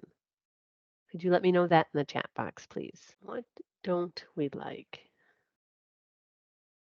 Hmm. See, you have said confusing. There's a lot of numbers in that first paragraph there. I think it was well intended, and it's the opening for the budget narrative. So we're trying to be narrative in structure to get it opened, but I almost wonder. I'm thinking, Jasmine's sitting here on my shoulder, whispering in my ear, have you considered a table? This shows us why is a table so helpful when trying to process all these numbers, even if we are and love numbers, like if we're number people, that's still like, okay, wait a second. Let me think about that some more. So what if instead it had opened with a statement about requesting the total federal request amount, showed the breakout, and then maybe had a sentence talking about the cost per person, and then showed us the details in a table. I think that could have been much clearer for understanding as this budget justification opened. Hmm. What was the formula behind these? And I do think that that idea of trying to visualize it would have forced the applicant to think about how could we do this in a way that was easier for our reviewers? Because in looking at the numbers and where they've populated, I wanted to reach for my phone. I wanted to get my calculator so that I could double check what that math meant to think about which numbers am I reading. Now, the cost at the very beginning, the narrative lists a different total cost for the entire period than what was asked for the funder. So you're right. It opens with a different cost, but further in that opening paragraph, it said the federal request. And the table, I actually called it out as something that was good. The text had both the federal request amount and it was the same as the federal request in the table. But what has subtly and somewhat confusingly been laid out here is that the federal government has been asked for 5.65 and change,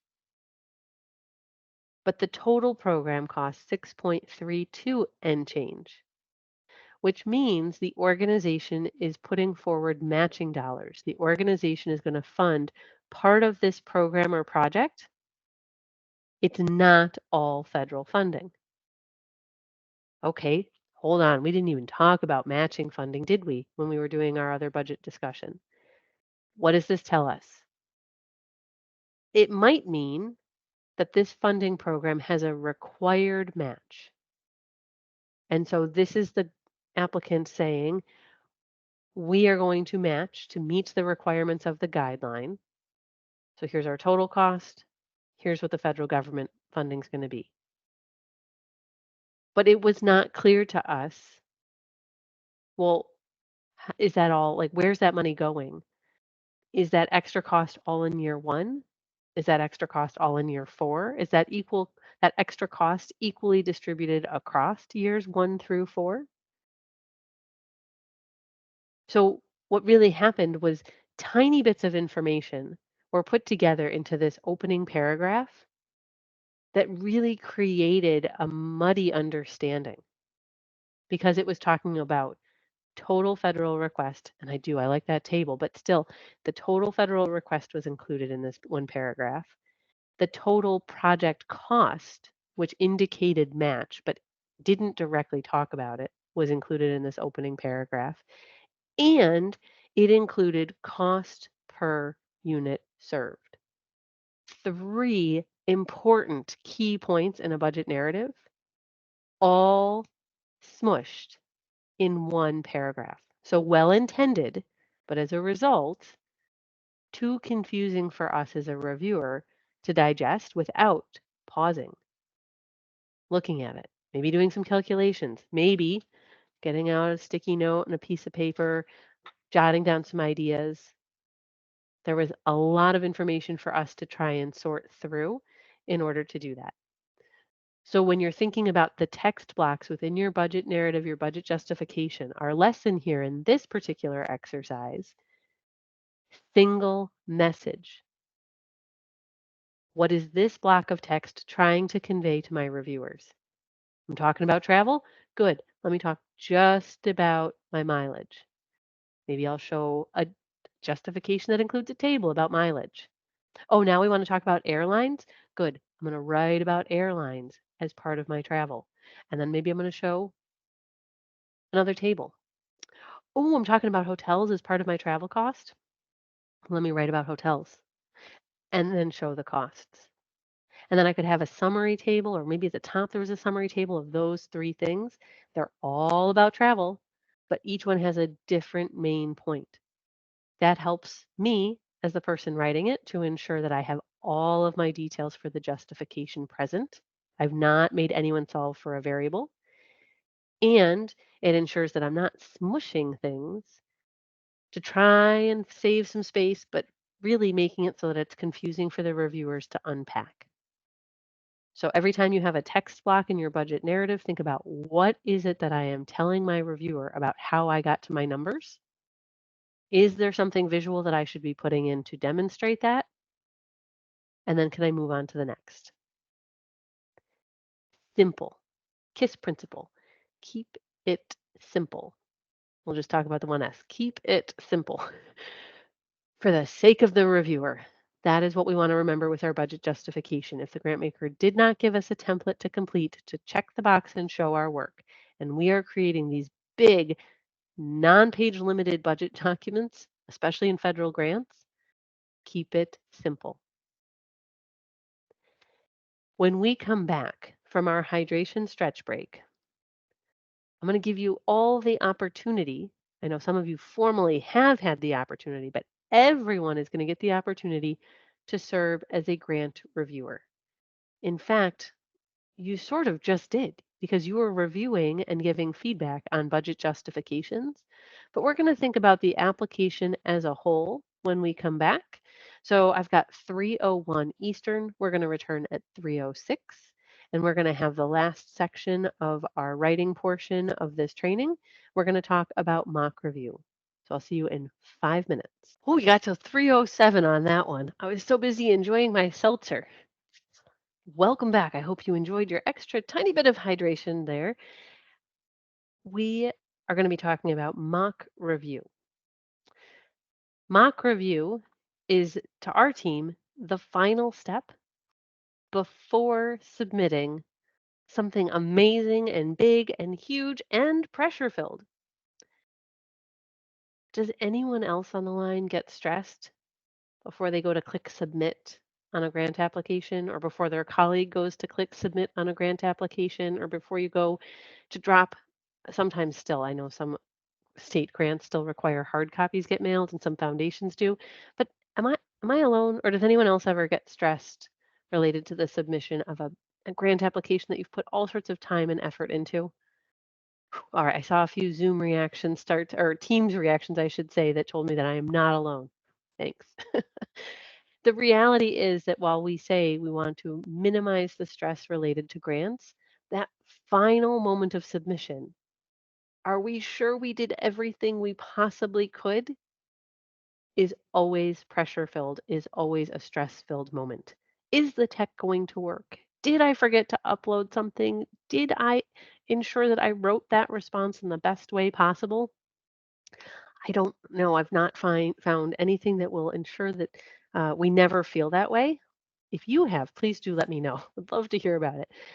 But I've not found anything, and the rest of my team feels a similar amount of pressure that that final moment when, well, when our clients or we're supporting them, we're on screen share with them, those final moments are tricky, stressful. And why?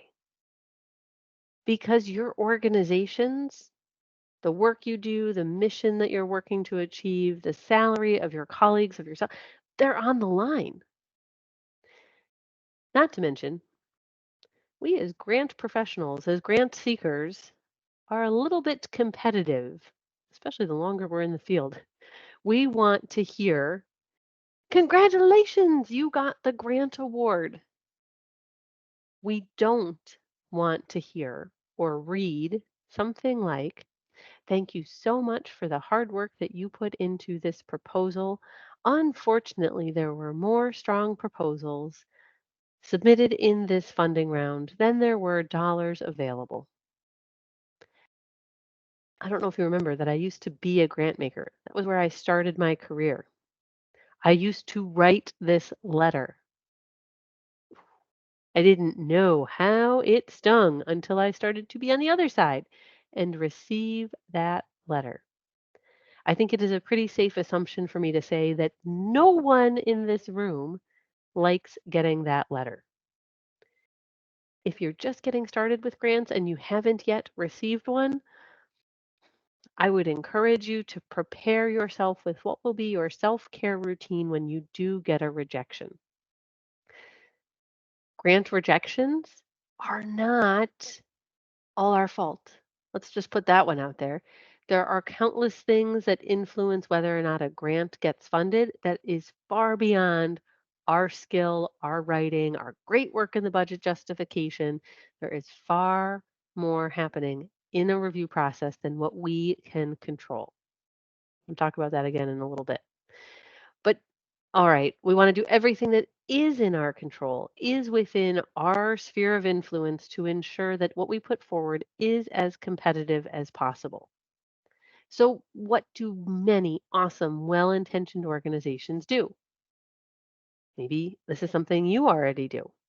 You ask for feedback from a colleague.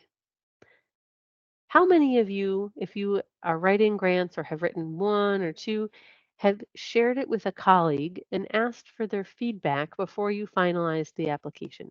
How many of you do that or have done that? Could you let me know with a Teams reaction or a Y for yes in the chat box? And for no, if you haven't had that chance yet, how many of you are asking for someone to review your work before you submit it?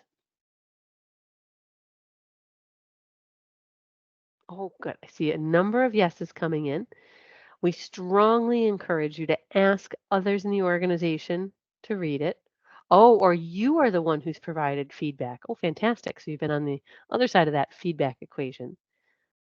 Now, for those of you that have asked for feedback, what sort of things do you hear back? Maybe a word or a phrase if you want to tell me what sort of things people are finding when you ask for feedback. Are they telling you, oh, great job? Go ahead, send it. Fantastic. Looks great. Fingers crossed. I hope we get it. Uh, really nice work, but I do think that you missed a comma here in this sentence.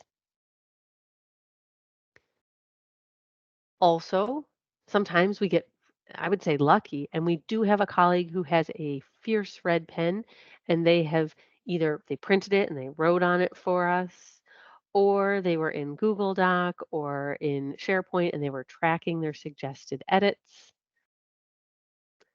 That's fantastic. If we find someone who's like that. On our team, Jane, yeah, I absolutely love it when I hear that Jane is my assigned editor. I'm like, all right, well, let's hear it. Did I miss an Oxford comma somewhere? Did I? Or just some beautiful wordsmith suggestions. Great, love it. It's wonderful that folks read it, agreed with it, said, yes, I agree. We can submit this. This is what we are willing to commit to. This represents our organization well. What that tells us is that we have buy in. It is okay for us to submit this application via whatever mechanism and whoever our actual clicker of the submit button is. But what that really is all a part of the approval, the commas that get added, the little bit of wordsmithing that might happen before we submit. That's what's in the left-hand side of the box on this screen right now. We're talking about copy editing, which we need to do. Even if you have the free version of Grammarly installed on your computer, we still want to have a real person read our work to make sure that it is as clear as possible for our reviewers. Grammarly is great. Don't get me wrong. Love it. Every team member has it installed. It helps catch some things before we get to a real editor. But there's something to be said for having the human read it and think about what emotion is it evoking, what assumptions are being made about my knowledge. I've yet to see Grammarly say, you assumed some knowledge of your reviewer here. I haven't seen that comment happen yet. If you have, maybe you have the fancy version. I'm not seeing that in any of these editing tools. So we want a person to read it and tell us if we made any assumptions about their knowledge. So copy editing, thumbs up, 2 thumbs up, always need it. We should not self-edit our proposals before we submit. So for some of you, maybe this, you're like, well, I should not self-edit. No, you should not. Even if you have Grammarly in your back pocket, you should have at least one other person in the organization read your application before you submit. That is our base standard for editing before we would submit. For those of you that already are asking for editing feedback, we've got an extra step. And this extra step is important because it will help increase the number of awards that you receive. In tracking the data over the years for our clients, when clients switch from only copy editing over a period of time to copy editing plus mock review, they increase their overall competitiveness, which means what? It means that they have an increase in their grant revenue, which is ultimately what we all want, an increase in our grant revenue. Now, Pamela, I'm so grateful for your candid comment in the chat box that you're so focused on getting the money, doing everything you can to get the money. Sometimes you're pressured towards the deadline and you're skipping the editing. So I understand that Pamela, as a voice, probably has shared a concern that she's not alone with, that others in the room feel the same thing for and see the same behavior in their organization. If that's the case, mock review is not going to be your concern today. I want you to save this idea a little bit later on. I want you to make it your optional homework focus to ensure that everything that is prepared as a grant application has some form of copy editing. Someone else reads it before it goes. I'd like you to focus on achieving that standard in the next 3 to 4 months. That is what's really important, and I think you'll see a positive gain as a result. For others who already do as an organization, you've got that habit in place. People are supportive of having at least one other person read it before it goes. So you already check the box related to copy editing. I would like then for you to consider this mock review step. And the reason that we add this mock review step is that this is a different type of review. This is saying, how does all of the the work we have written, created, gathered, how does this score against the funding guidelines? How does this proposal that we have put together, how does it speak to the purpose of the guidelines of this particular funder? How does this particular application, how does it stand up against the guidelines for this specific funder? Copy editing is based on the opinion of the editor. And they're likely an expert. They're likely more than dangerously knowledgeable. They're a rock star in your organization. So they have the right to have an opinion. But that opinion is not the same as the grant maker. It could be, but we should assume that it is not. The grant maker has a different perspective, has a different reason that they're thinking about your work. So we want to have this final review be from someone who is thinking like the grant maker. So how do we do that? I would like for you to create a mock review first by thinking about government grants. We're going to set foundation grants to the side for right now. I would like for you to create a mock review if we're thinking about government grants. So city, county, state, federal, anything government could be a great place for a mock review. When you think about the guidelines that you see, city, county, state, federal, they're often very large PDFs. There's a lot of information within those guidelines. How many of you within any of those guidelines have ever seen the review criteria? The statement of how will an application be reviewed, who will read it, how will decisions be made, or have seen the actual points that will be assigned to different elements of your application in the process. Could you let me know if you've ever noticed that in looking at the guidelines for any government grants of any shape or size? Y for yes, N for no. Government grants, in particular, federal, actually, definitely, federal grants are required by Office of Management and Budget Guidance to tell us as applicants, it has to say, or at least have a link out, which that also counts, a link out of the guidelines at a minimum to information about how we will be reviewed, how we will be judged. That same requirement is not going to hold true for state, city, and county, but many times for city, county, and state, it is also clear at least how we will be scored, maybe not who will be the reviewer or what type of person would be the reviewer, but at a minimum, those will usually show how we will be scored. That's how I could make comments earlier about sometimes the budget is worth 0 points. Other times it's worth 30%. The way that we know that, that's not because I asked the grant maker, it's because it was clear in the guidelines. So if we're going to implement a mock review, what we're going to do is pick up the government guidelines for the application we are considering submitting. Within that set of guidelines, we want to find where is the information about how we will be reviewed, how we will be scored. I would like for you to create a single sheet that is a scoring sheet.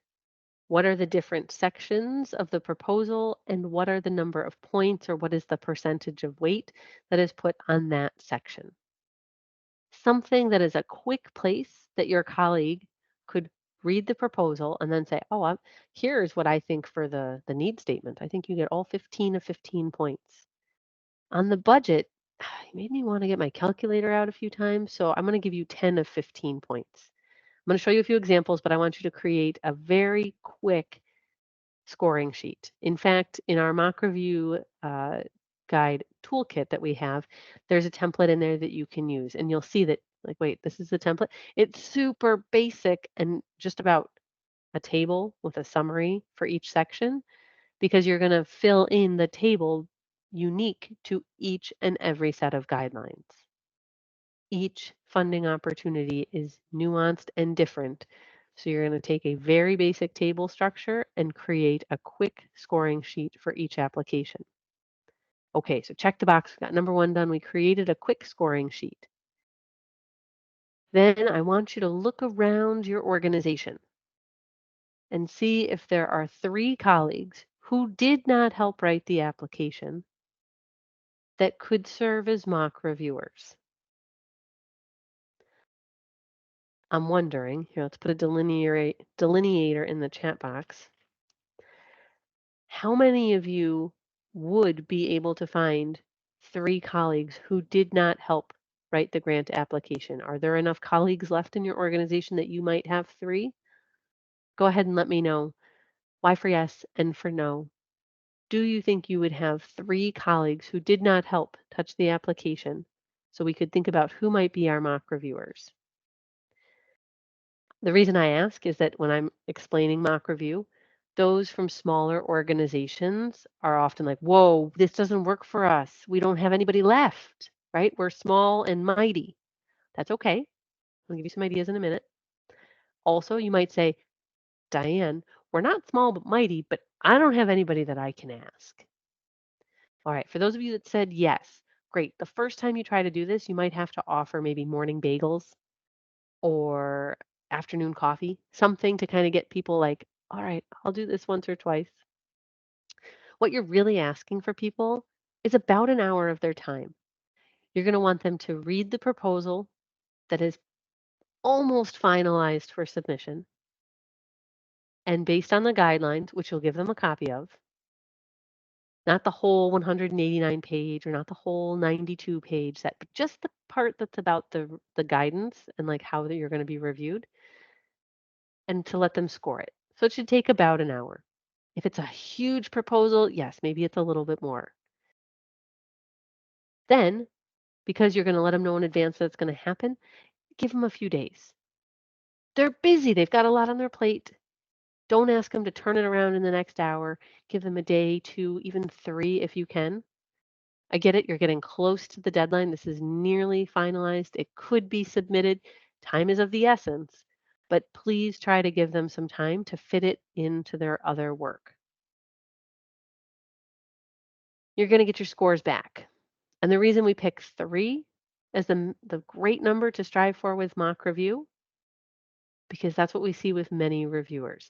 Sometimes, sure, we might have a committee of 5 or a panel of 5, but 3 is going to give us the opportunity to look most like a grant maker.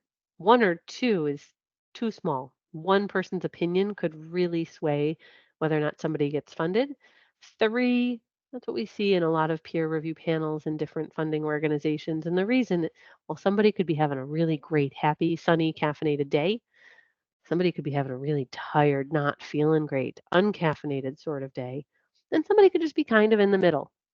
And so they balance each other out, but that helps to confirm here's the middle. The same thing is true with your mock reviewers. You don't want to only have a, oh, super happy sunshine, great caffeinated type of day review and get great scores and miss an opportunity to enhance your proposal. You don't want to be dragged down or get too upset about this feedback that somebody wasn't having a great day. So let's make sure we feel confident with what's the middle. So we're going to take the average of our 3 scores, not just for the proposal as a whole. That doesn't actually help us. We'll know what that number is, but what we want to take the average for is each section. What was my average score for the need statement? What was my average score for project description? What was my average score for budget and budget justification? Now we can make prioritized edits. Which section did you proportionally get the lowest score on? Was it budget and budget justification? Well, let's remember what Jasmine says. Could I add a table for anything to be a little clearer for my reviewers? Maybe it was your need statement. Oh, could I add a visual here to try and make my complex data a little bit easier and faster for my reviewers to digest? Did I make any assumptions of knowledge?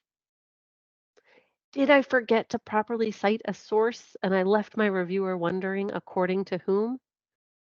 These are things we've talked about that we might in the moment miss, but at the mock review, we might go, oh, that's how I can bring that score back up. We're going to make edits as best able. So we're going to go to that first section that was the lowest scoring section, make any edits we can. And if we still have time before it's time to finalize for submission, we'll go to our second lowest scoring.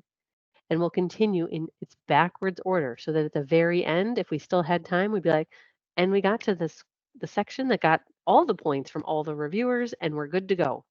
Check the box. Time to polish, prepare, package for submission, and out the door. The reason we have 3 people is because, again, we might have somebody super happy, might have somebody that's feeling a little, somebody in the middle. What that means, though, is that you're going to get some comments or some suggestions that you might choose to discount. That is your right. Just like if you got direct feedback from funders and you see your scoring sheet when you're done, you would not try to change yourself as an organization or change your project or program to address every comment and question that comes from a grant maker. That's one person's opinion on that scoring sheet. So you want to think about what is maybe a common denominator about the feedback, what is sort of a middle ground related to the feedback, but ultimately you and your colleagues get to make that choice. Do we want to change this or not?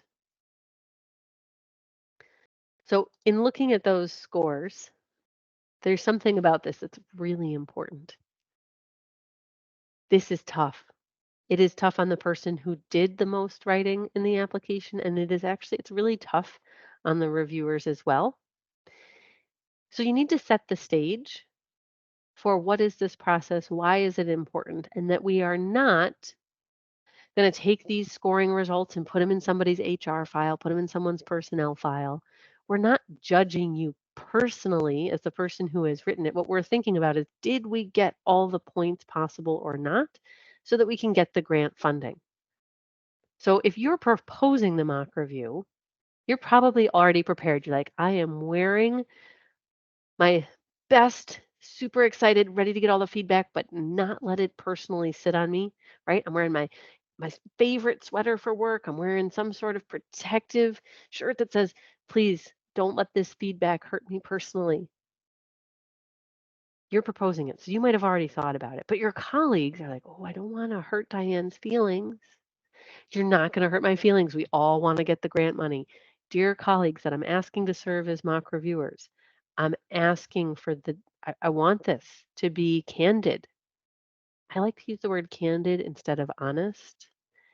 Tends to get a better result in terms of mock feedback. I'm asking for your candid feedback about how we will score to ensure that our proposal that we've all spent a lot of time on is as competitive as possible. Please provide your candid feedback. Sometimes if we say honest feedback, then they still worry that it's going to come across personally to you. But again, everybody's different. Go ahead, make it your own in terms of how you ask and set the stage. But I do encourage you to talk about the psychological safety of what you're doing here. You're asking for candid feedback. You know it is not them judging you personally. You can confirm with everybody in the organization this is not something going into personnel files. Um, it's going to make our grants stronger.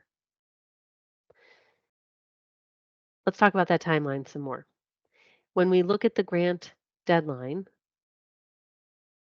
it is due on April 5th. It is due on April 17th. It is due on May 6th. General rule of thumb that we have not talked about. What day should you submit in relation to the grant application deadline? Would anyone like to share their thoughts or their theory in the chat box? What day, in relation to the actual stated deadline, should you submit your grant application? Go ahead and let me know. What do you think?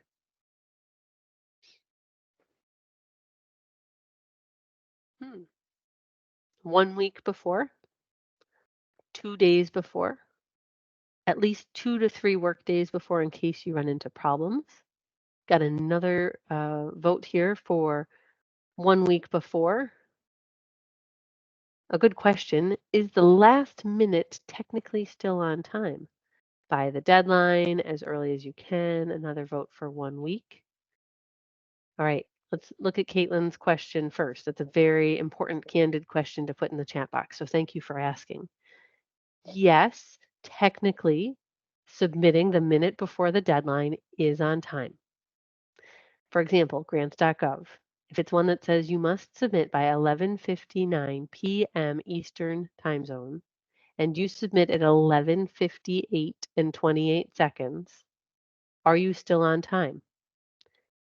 Yes. Are you going to be incredibly stressed and worried? And could any one thing send this proposal that you spent lots of time on into the void where it's never even considered? Absolutely. It is an incredibly large risk for the organization to try and uh, submit any application of any shape or size on the day of deadline. I love the answers that were about 1 week, 2 days, 2 to 3 work days, as early as you can. There are things that will come in between you and that goal for early submission, no doubt. Somebody might be sick. I've got colleagues in Colorado. They had a monstrous snowstorm. Was it last week? And a lot of organizations, they lost power, they lost internet. Actually, one foundation extended their grant deadline because they knew how many local organizations had lost power. That's very unusual. Usually it's the deadline is the deadline, and it does. It takes something like a force of nature, a big natural disaster, a hurricane, a big snowstorm. That's usually what would make the federal government extend a deadline. Oh, that and a pandemic. We did see that in 2020. But it takes something big, big, big, big to extend a deadline. We should never plan for that. We always want to be prepared to submit early. Now, that being said, I know for some of you, you're like, yes, Diane, we agree. We just said we agree. But let's think about what that means related to mock review. If you're already working your project management timeline so that you will submit early, government grants, I like 3 to 5 business days, especially federal, right? Let's get that in and validated. State, you never know what portal might go wrong or what might happen. So, yeah, 2 to 3 at a minimum business days. Foundations, they can also have problems. They're custom portals or Foundant Technologies, whom I love, had their portal go a little sideways one day.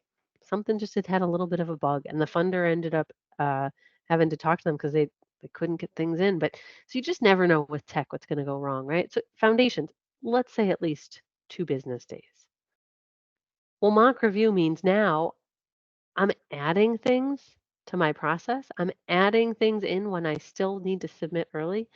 Yes, which means that you have to back your timeline up even further. It doesn't mean that it's going to open any earlier for you, but it means as you're thinking about, well, how many days am I going to give this colleague for feedback? And then how many days is it going to take me to integrate it? And how many days will we take to build out our budget justification and narrative? It means that we should be taking 2 to 3 days and inserting them into our project management timeline for the mock review process to happen. And it's going to be right before we submit. So instead of going final review, approval, submit, our timeline will now say finalize for mock review.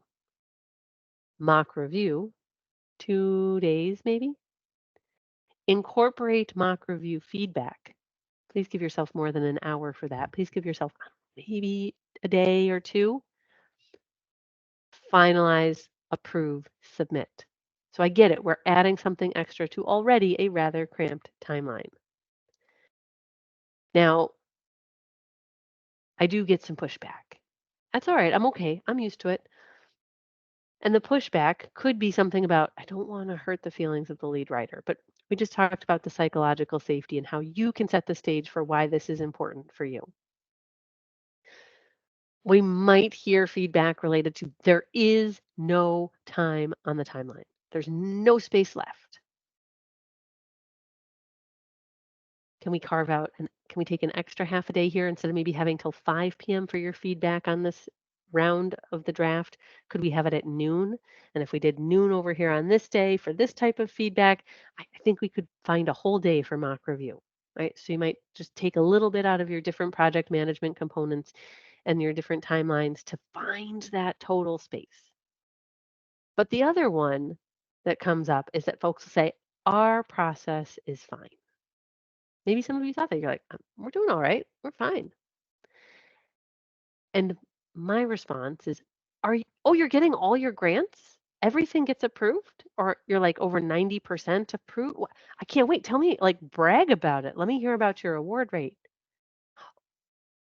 Oh, well, and the well-intentioned folks go, "Oh, well, no, no, no, I didn't mean that. Oh, well, instead of what a lot of organizations do, right? They're like, we need more grant money. So what do? They write more grants. We will crank out more grants. We will crank out more big grants. Well, what if instead of writing more grants, you added this little process to the big grants that you're already committed to so that you get more of the ones you're already doing instead of writing more and staying at your current award rate? So just playing the numbers game to get to a bigger dollar amount of revenue. That's my response back because there's a lot of pressure that the way we're going to get more grant revenue is by writing more grants. And I don't think that is sustainable. There's usually not enough staff in the organization to do that without risking burnout. So, what is it about our current process that we can do that will bring us more success instead of trying to play a much bigger and much more stressful numbers game of cranking out more proposals? Now, you are 100% correct. There are more things happening in this grant review process than we can control. I wish we could control everything in the process, but oh no, there's a lot of other things happening. We have zero control over how awesome the other organizations are. And let me tell you, right? I mean, look around the Teams room. There are awesome organizations that you are competing against. So we can't control how awesome they were. We can't control if they manage to fit mock review into their process or not. This is not secret sauce that I'm telling you.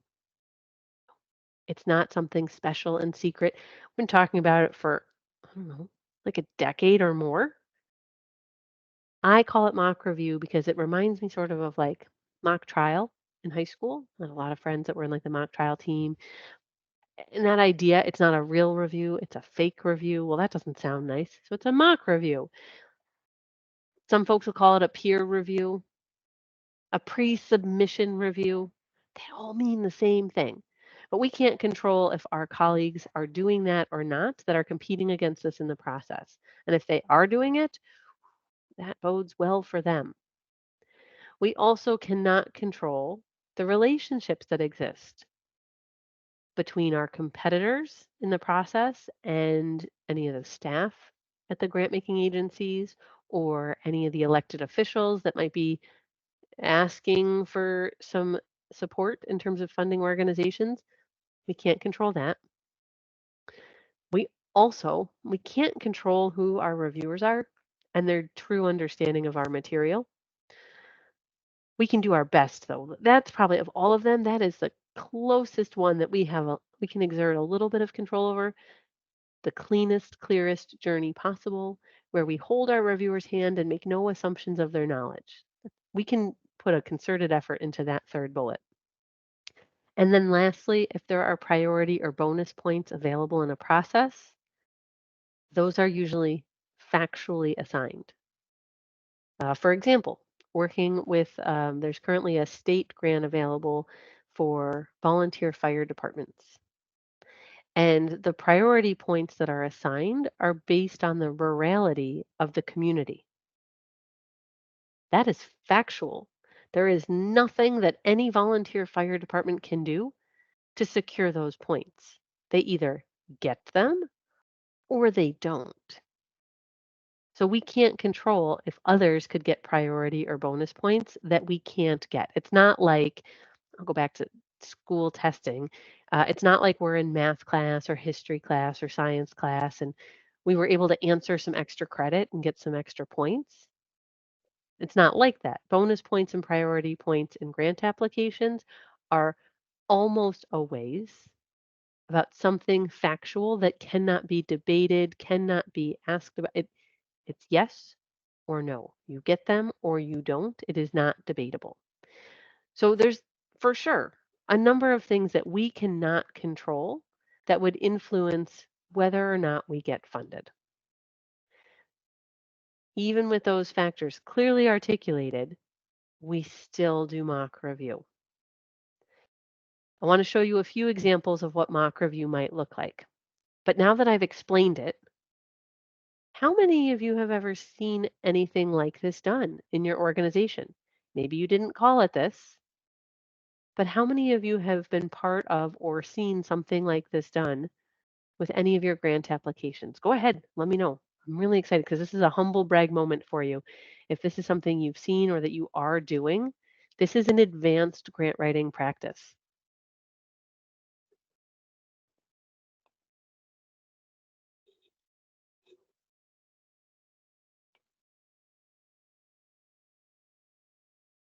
Okay, so don't feel bad if you haven't. This is an advanced grant writing practice. But if we could, please, let's all take a moment. We need to give some positive team reactions, some humble brag, some gold stars. I see Kevin. I see Michelle. Your organizations have or are doing things like this. That's fantastic. Now watch out because all of your peers in the room are now learning about this too. But the reality is, mock review helps to ensure that this hard work, all this effort that everyone is putting into grant applications, is going to be as competitive as possible. So on the screen is an example of one past mock review. Now you might say, Diane, it's got this beautiful color shading. We've got the light blue and the gray and the yellow. That looks really nice. You do not have to create any sort of visual coloring. No, not very basic. Why does it have it? Oh, because it was literally copied and pasted right out of the guidelines. So the funder took time to put the colors into the different rows, and therefore it carried into the mock review sheet. It's not worth taking the time to take the color coding out. It looks nice, but there is zero pressure for you if you're creating a mock review score sheet to make it look this nice. But it was a beautiful chart to be able to say how much was actually scored. Here's another example. Now, this one has a lot of text.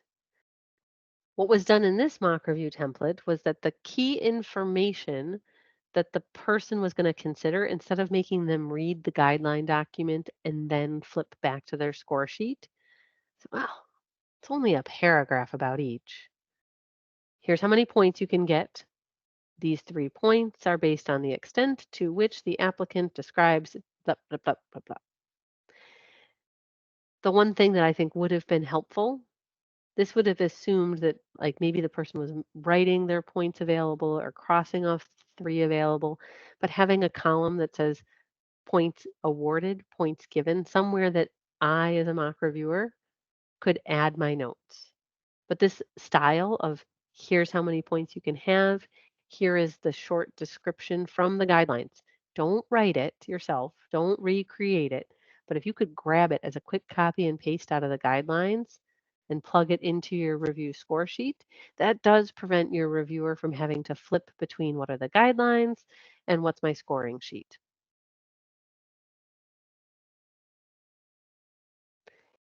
In this example,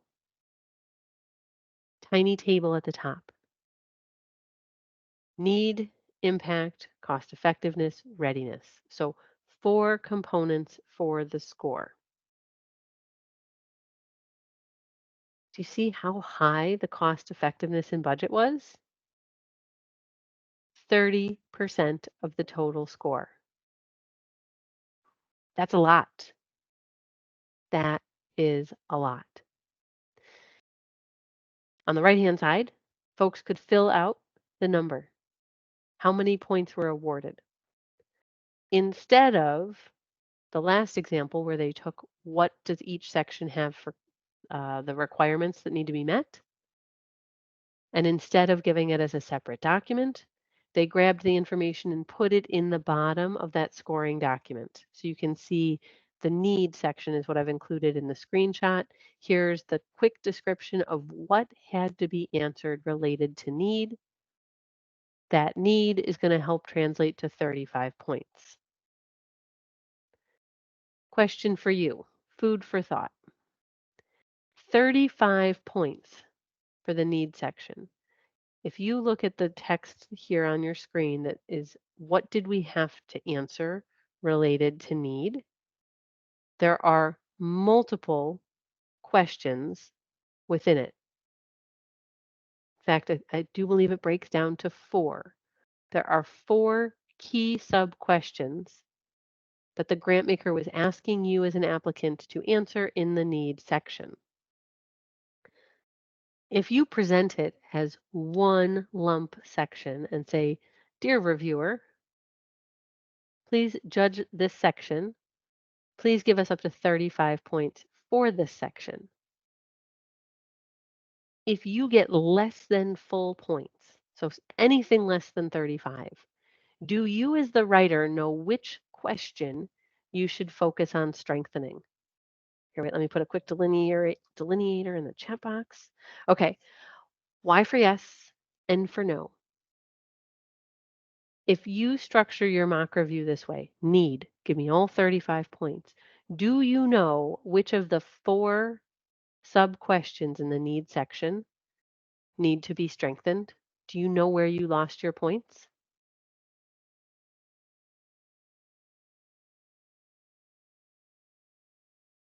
No, you're right. We don't know. Okay, so here was actually, I really wanted you to be in the chat box so that you could answer this next part. So what could we do instead? If the grant maker has not told us how they are going to divide out our 35 points, who has any suggestions on how could we get slightly more meaningful information from our mock reviewer so that we are editing in the right spot? We are making changes in an appropriate way to get more points. Does anyone have any suggestions? How could we structure it instead? I have a few different ideas, so I think there is more than one possible solution to this question I've posed. So all ideas are welcome in the chat box. What could we do instead?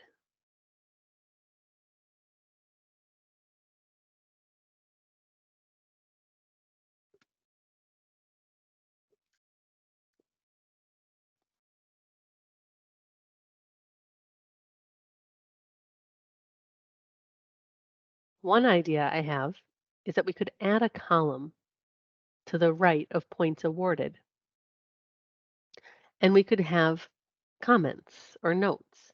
And we could ask our mock reviewers, if you don't give me the full score, can you please note what you found to be confusing, or could you please note why you scored us lower? So at least now I have a sense of which section gave them pause, which particular paragraph confused them. Oh, that data point was confusing is in the comment. Oh, okay. Right. So that would be one way. Oh, I'm curious about the graph idea, Caitlin. I had not considered that for how we could ask folks to show us or to help us like hone in on why they were giving us a lower score. That I'd be curious to see more about what that would look like or what you have in mind.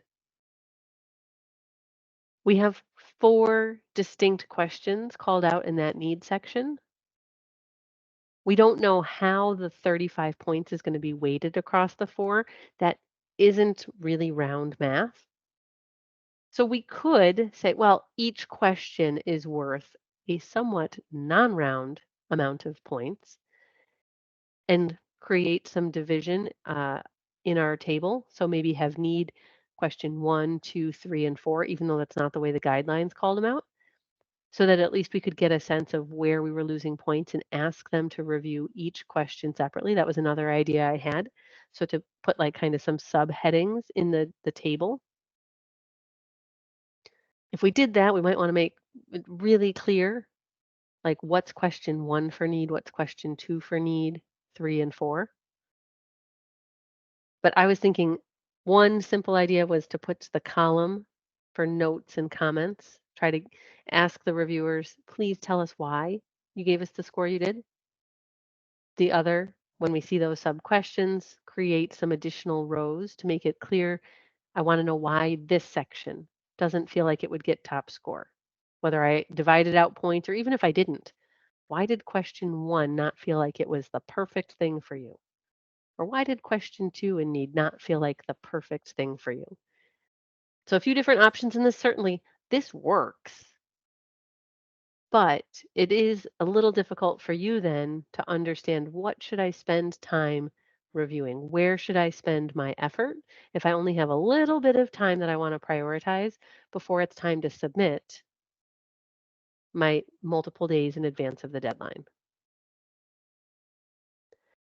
Now, once your organization feels comfortable with mock review, it might be because you've done it a few times in a government grant and you've validated your scores by getting feedback from your different government proposals. So you've started to see, wow, this is working.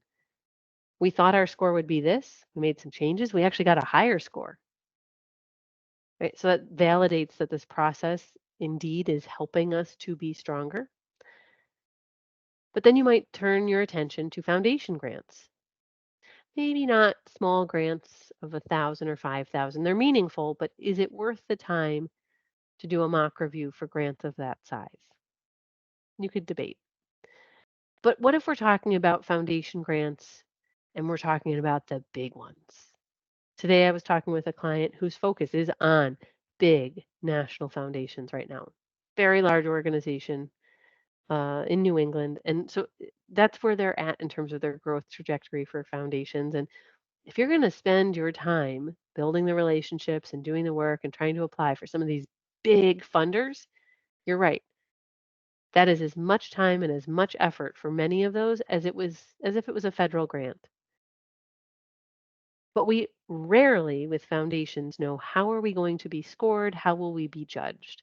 But the mock review process still would be important to help us look beyond the opinion of our editors, of our senior leaders, and instead think like the grant maker.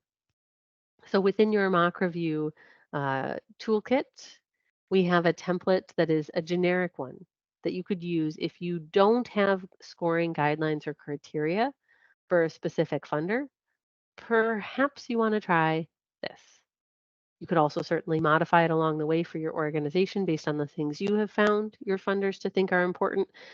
But it does give you a starting place if you want to do mock review in situations where it is not clear how you will be reviewed or scored. We do encourage you to take a look at that template. Again, that's part of what is in your course materials linked out on the website that Brooke has been sharing. There is one final element to mock review. So you try it. And then you get funded. At which point, right, we have to pause and celebrate and right? We got the grant. We're going to celebrate. We're going to have lunch. We're going to ring the dingy bell.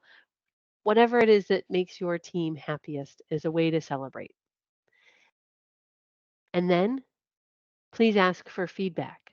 Get your scores back. Get your comments back from the organization that just funded you and validate what did we learn from mock review? Did we score the same as what we thought we would? Did we score higher than we thought we would? Is there something that maybe our reviewers, oh, they were actually too nice to us in the budget justification?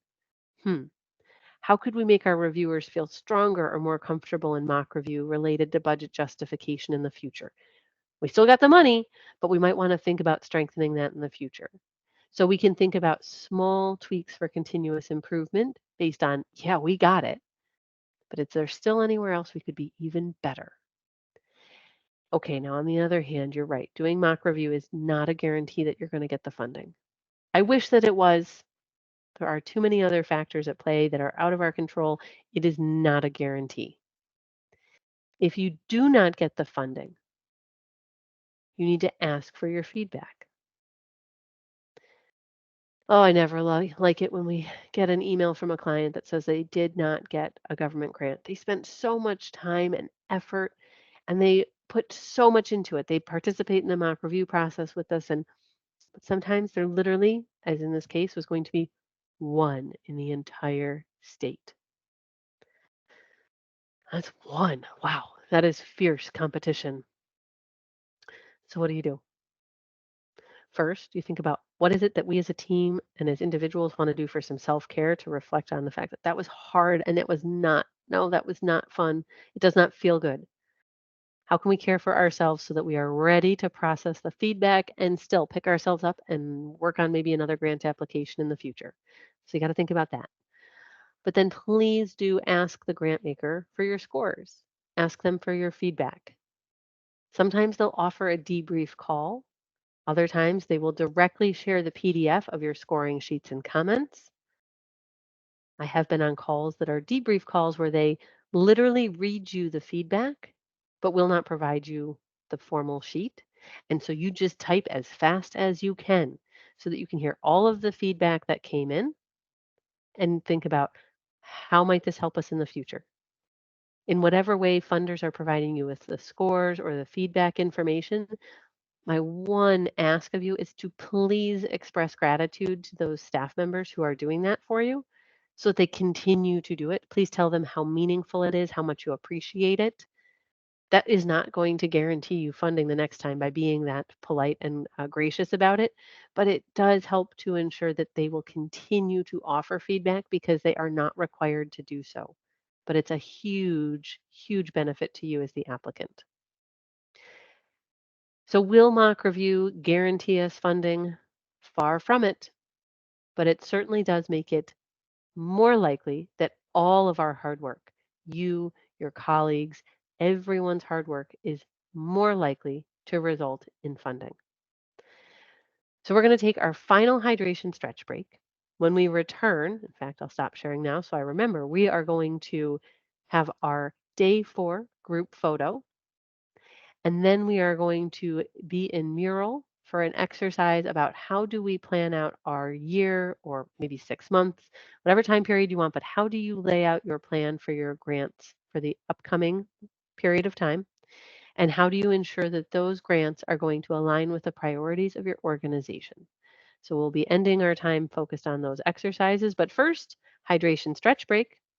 It just flipped to 4:01 p.m. Eastern, which means we'll go to 4:06 for your break this time. Thank you. And I will say, because I saw the Instagram posts with the photos, and it was really cool to see how many awesome folks have been here, and to know that I know not everyone's cameras are on, but to think about the power of the knowledge and the ideas for increased competitive applications for decreased stress, to think about the ripple of what you've learned today gives me goosebumps. So thank you for being with us. I do want to share an additional resource link in the chat box for you. I've shared some links along the way, some things that don't always end up in the slides, but I end up talking about. And the way that the Native Learning Center supports all of you and the work that you do is amazing. And if you're not already talking to each other about grant stuff, I'd encourage you to do so, right? It can be lonely work, it can be stressful work. But the other thing that I would like to say is that the Grant Professionals Association is another, I think, fantastic spot to find other like-minded peers in the grant space. The best practices that we're talking about here are also talked about in that group. I'm not saying you have to become a member. There's nothing about me saying that, but there's no affiliation, payback, anything. It's where I found my grant peeps, is what I say, way back in their Indianapolis conference 15 years ago. I think I just celebrated my 15th anniversary as a member there, and just a fantastic place also to network and watch best practices and learn and share with others. If you're looking for a mentor related to grants, they have a mentor match program, I should say, and given some of your commentary and your expertise in this room, I think that some of you might serve as amazing mentors for that program yourselves. So I'd also encourage you to consider that. Now let's talk about those grant teams, shall we? your colleagues in your organization. How many of your organizations use the phrase grant team? Does anyone's organization use that phrase? This is really industry jargon for the group of colleagues who have a stake in seeing grants be successful. When we think about our grant colleagues, those that have a stake in seeing grants be successful, it could be leadership, board members. They have a stake in seeing grants be successful because they want the revenue, they need the revenue. It could be that colleagues have a stake in seeing grants be successful because they're one of the funded positions we're talking about. It could be that colleagues have a stake in seeing grants be successful because they're like you and they're helping to write the applications. Lots of different reasons why our colleagues are going to feel like they have a stake in seeing these grants be successful. The language grant team is not required, it is not important, but I think it's helpful for you to recognize that idea because it highlights that there is no I in team. I know it's so cliche, but it's true. When we look at the phrase grant team on the screen, there is no I. Grant writing is not a solo sport if it is to be sustainable and highly competitive in an organization. What I want to help share with you some final things to put into your toolbox to help bring our time together these past 4 days together are strategies for how we can engage our colleagues so that it is less of a solo sport, that it is more of a team dynamic related to grants. Not always just about the writing, but sometimes in the work that is happening around the writing. So let me quick change that. There we go. So there are 5 ways that I want to propose that I think could be meaningful for you to engage your colleagues if you are not already. As we're thinking about our colleagues and what these 5 different methods could look like, we are going to walk through a very interactive way that we can build a grant calendar together. We also could think about asking our colleagues to help provide information in our application. Number 2 is where most organizations already thrive. Oh, yeah, I do. I ask finance to give information. I ask HR to give information. I ask my programmatic colleagues to give information. Number 2 on the screen right now is indeed where many organizations thrive. Number 3, does everybody remember our chocolate chip cookie exercise from day 2?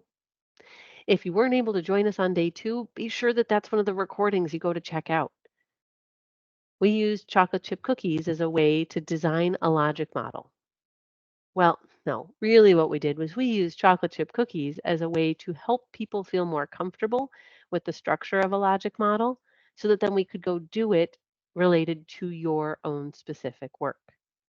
So asking your colleagues to help populate some of the information with you in your logic models, in your work plans, is a fantastic way to engage them, their passion, their knowledge, their skill, so that we have stronger grant applications.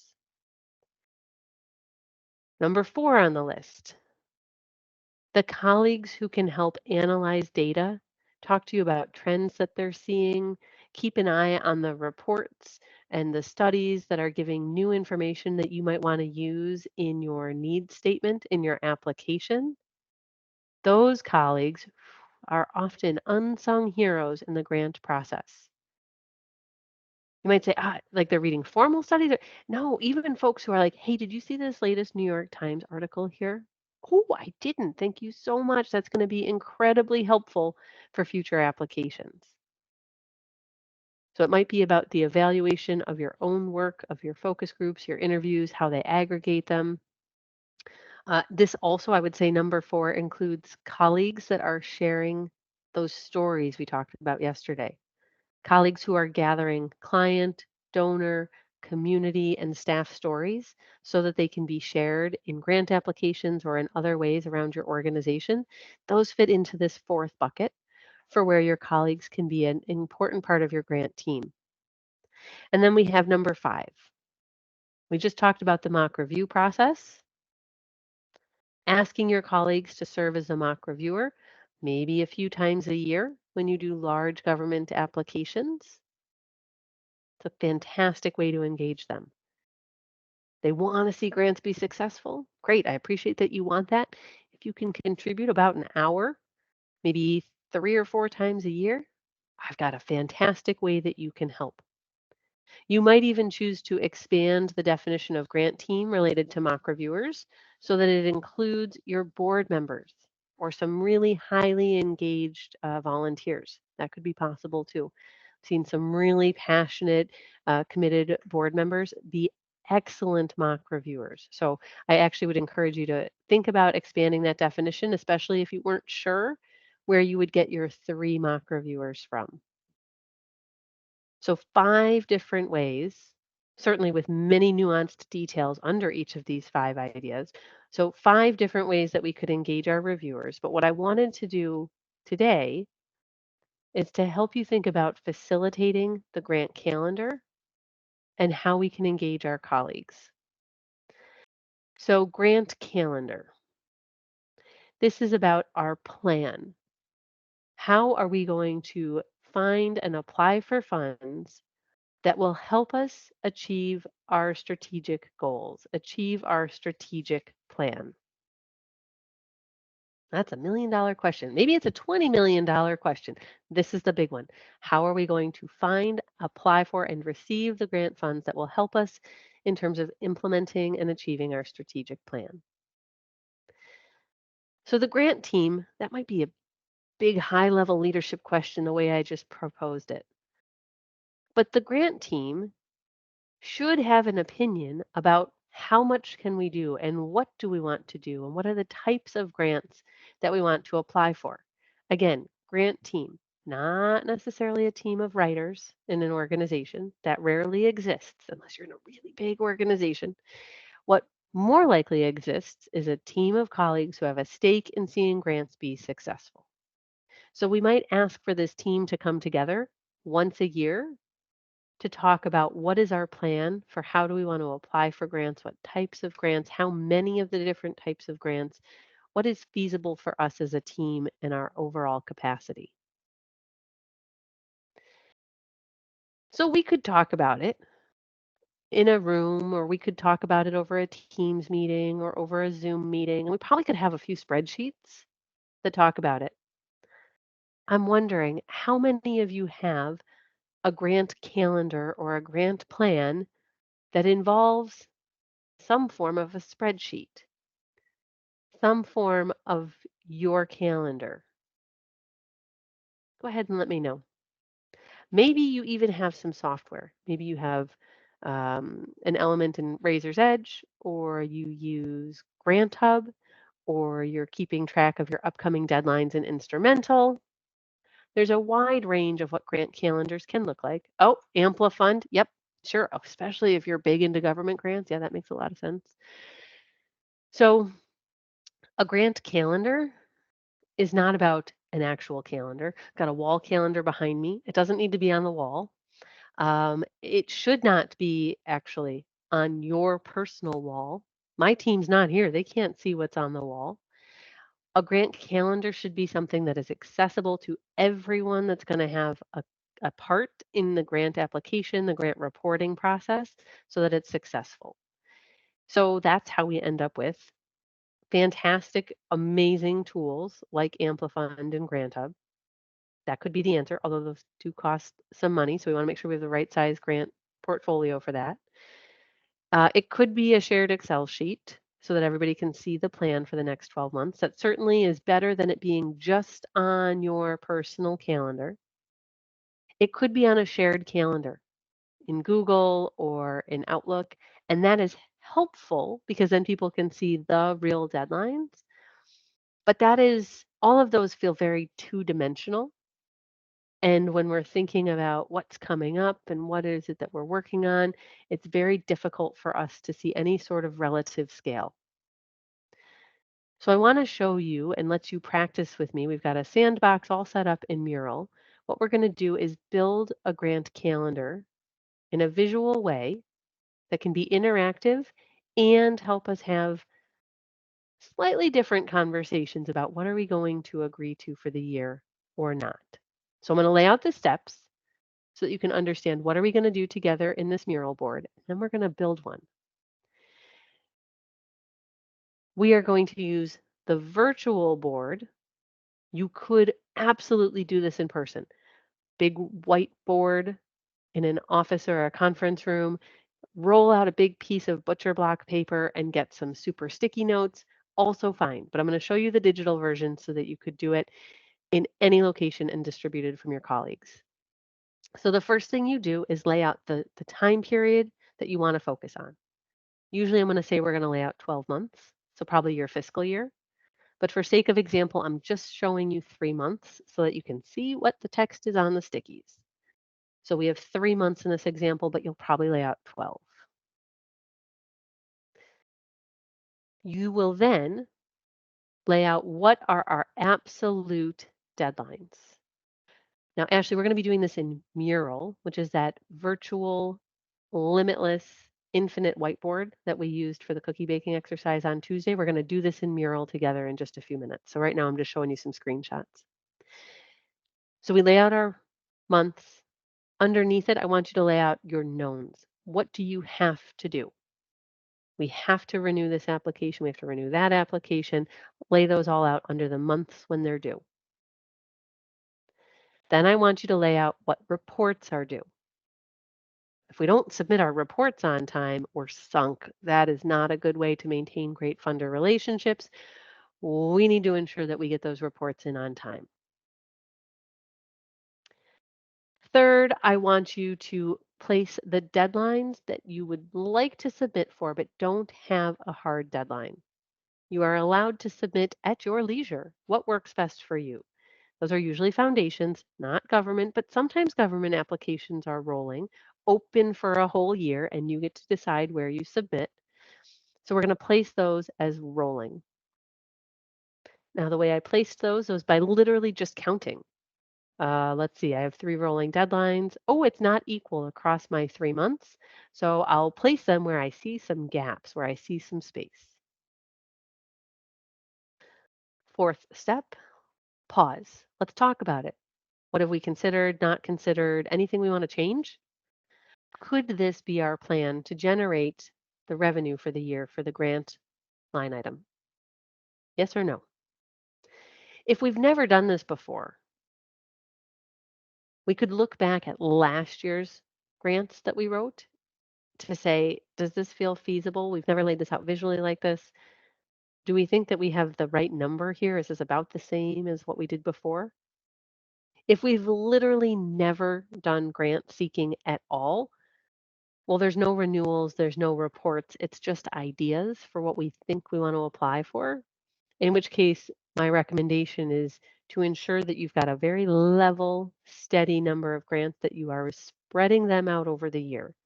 But if you've done grants before, if you're continuing grant seeking in your organization, even though you might not have laid it out visually like this last year, think about how many you did last year of the different types of grants and make sure that you're not dramatically increasing those unless you have added a whole new staff person since you did last year's work. Now, because we have a plan, we can think about, wait a second, an opportunity opened and we weren't expecting it? Where does it fit? Could it fit? Should it fit? We can come back to this plan as a group and literally think about moving. What if we moved our rolling opportunity? What if we delayed those in June? What if we pulled some of those in June into May? We can start to move things without feeling the pressure of changing our real shared calendar. This is not something that most people can visualize in a basic Excel spreadsheet. So this is what I was talking about with having multiple dimensions and making it something that is actually something we can interact with. If it's on a board in an office, ooh, it's a lot of fun to stand around and play with ideas. If we're in the virtual whiteboard, all we have to do is hit undo if we don't like the idea we came up with. Now, life happens, not just usually once within a grant year. Oh, but it's probably likely to have more than one unexpected deadlines that come up. But every time it happens, we return to our visualization of our plan. What needs to give? If anything at all, probably something does. What has to give so that we have space to do this unexpected thing? Oh, is it an unexpected letter of inquiry? A small foundation letter of inquiry compared to an unexpected federal grant? We would have very different conversations standing in front of or gathered around our digital grant calendar, depending on what it is that opened that was unexpected. So, what I would love to do is have you all join me in our mural board. I want to let you play with this idea so that you can see what it might be like to facilitate something like this. So I have just placed in the chat box the link to the mural board, and I'm going to change the screen share so that if you choose not to click into the board or if the tech isn't letting it happen for you in this moment, you'll still be able to see what we're doing. On the board, you should now see the mural screen that says proposed calendar. And in our proposed calendar, we have the 12 months at the top, January on the far left, December on the far right. I have pre-populated sticky notes at the bottom of the screen that tell us when our foundation grants are due, those are all in yellow. When our reports are due, those are all in light blue. Our state grants are all purple, and our federal grants are all green. Oh, look at all these awesome folks here on the board with me. Could you please lend a hand? And this is what you would do to your colleagues too. Can you please help me populate this calendar? It doesn't matter, like, don't worry about the vertical position of what date. Don't worry about having December 1st at the top of December. But could you just get things in their right column for each month? So if it's due in January, put it somewhere in the January column. The way you'll move a sticky note is by clicking on it and dragging. Now, if you see any rolling deadlines, let's leave those alone for now, please. Oh, look, y'all are making fast work of this. Thank you so much for helping me. You're grabbing those applications or reports and putting them under the headings for the month when they are due. Wow, great. We're going to quickly have a best laid plan for our grant calendar. What would be our plan for how we want to generate our revenue? Good, good. And I see we've got our rollings are being left here. Our final application has been placed. Perfect. So we've got 5 rolling deadlines that we're going to move in a minute. I have a question for you. As you look at these 12 months, does anyone have a question or concern about any of the months on the screen? Please go ahead and let me know in the chat box. Does anyone have any question? What? Why does everybody have a problem with December? What's wrong with December? It's a beautiful time of year. It starts to snow in far, far upstate New York. Why are we not happy about December? Hmm. Are you unhappy about December because, yeah, there's a lot that's due then? Completely overwhelming. Not to mention, there could be people out of the office because of holidays. Absolutely. Okay, you're right. But wow, what are we going to do, team? Hmm. For whatever reason, all those reports are due in December. All right, well, before we rip December apart and before anyone quits, let's take a few other months into consideration. Team, I'm curious. Now, Kevin mentioned that in December, everyone's on vacation. Fair point. Lots of people take vacation in December. But I'm wondering how many of you like taking paid time off? This is a very serious question. How many of you like taking paid time off? Could you please let me know why for yes and for no in the chat box? I was waiting for a team's laughing reaction from someone to be like, Diane, are you joking? Yes, the answer is yes. Okay, here's the serious question now that you're in the chat box. Which month, if you got to pick, is your favorite month to go on vacation? Bonus points if you list more than one month. You don't have to tell us if you prefer beach versus mountain, snowmobiling versus snorkeling. No, depends on your personal preferences, probably where you live. I live in the Thousand Islands. I'm like, do not make me move anywhere in the summer. That's when it's nicest here. But that means that's when I like to take time off because it's not snowing and it's nice here. All right. Oh, we've got a wide range of when you like to take your vacation. Let's go with we'll go with one summer vacation and one winter vacation. And so I'm going to go ahead and because, well, I don't want to have to write grant applications while on vacation. And I would like to assume that none of you would like to do that either. So I'm going to put a big sticky here for paid time off in July. Yeah, good. And I'm going to put one over here.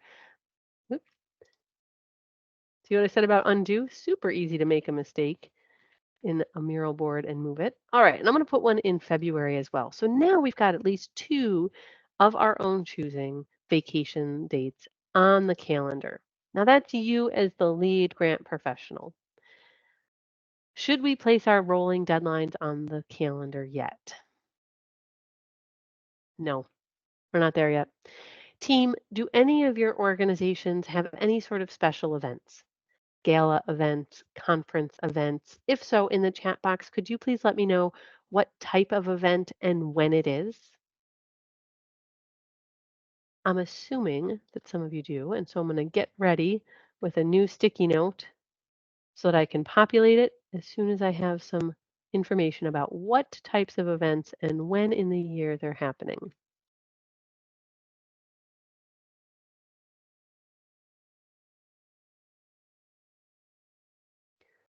Let's see what we have happening.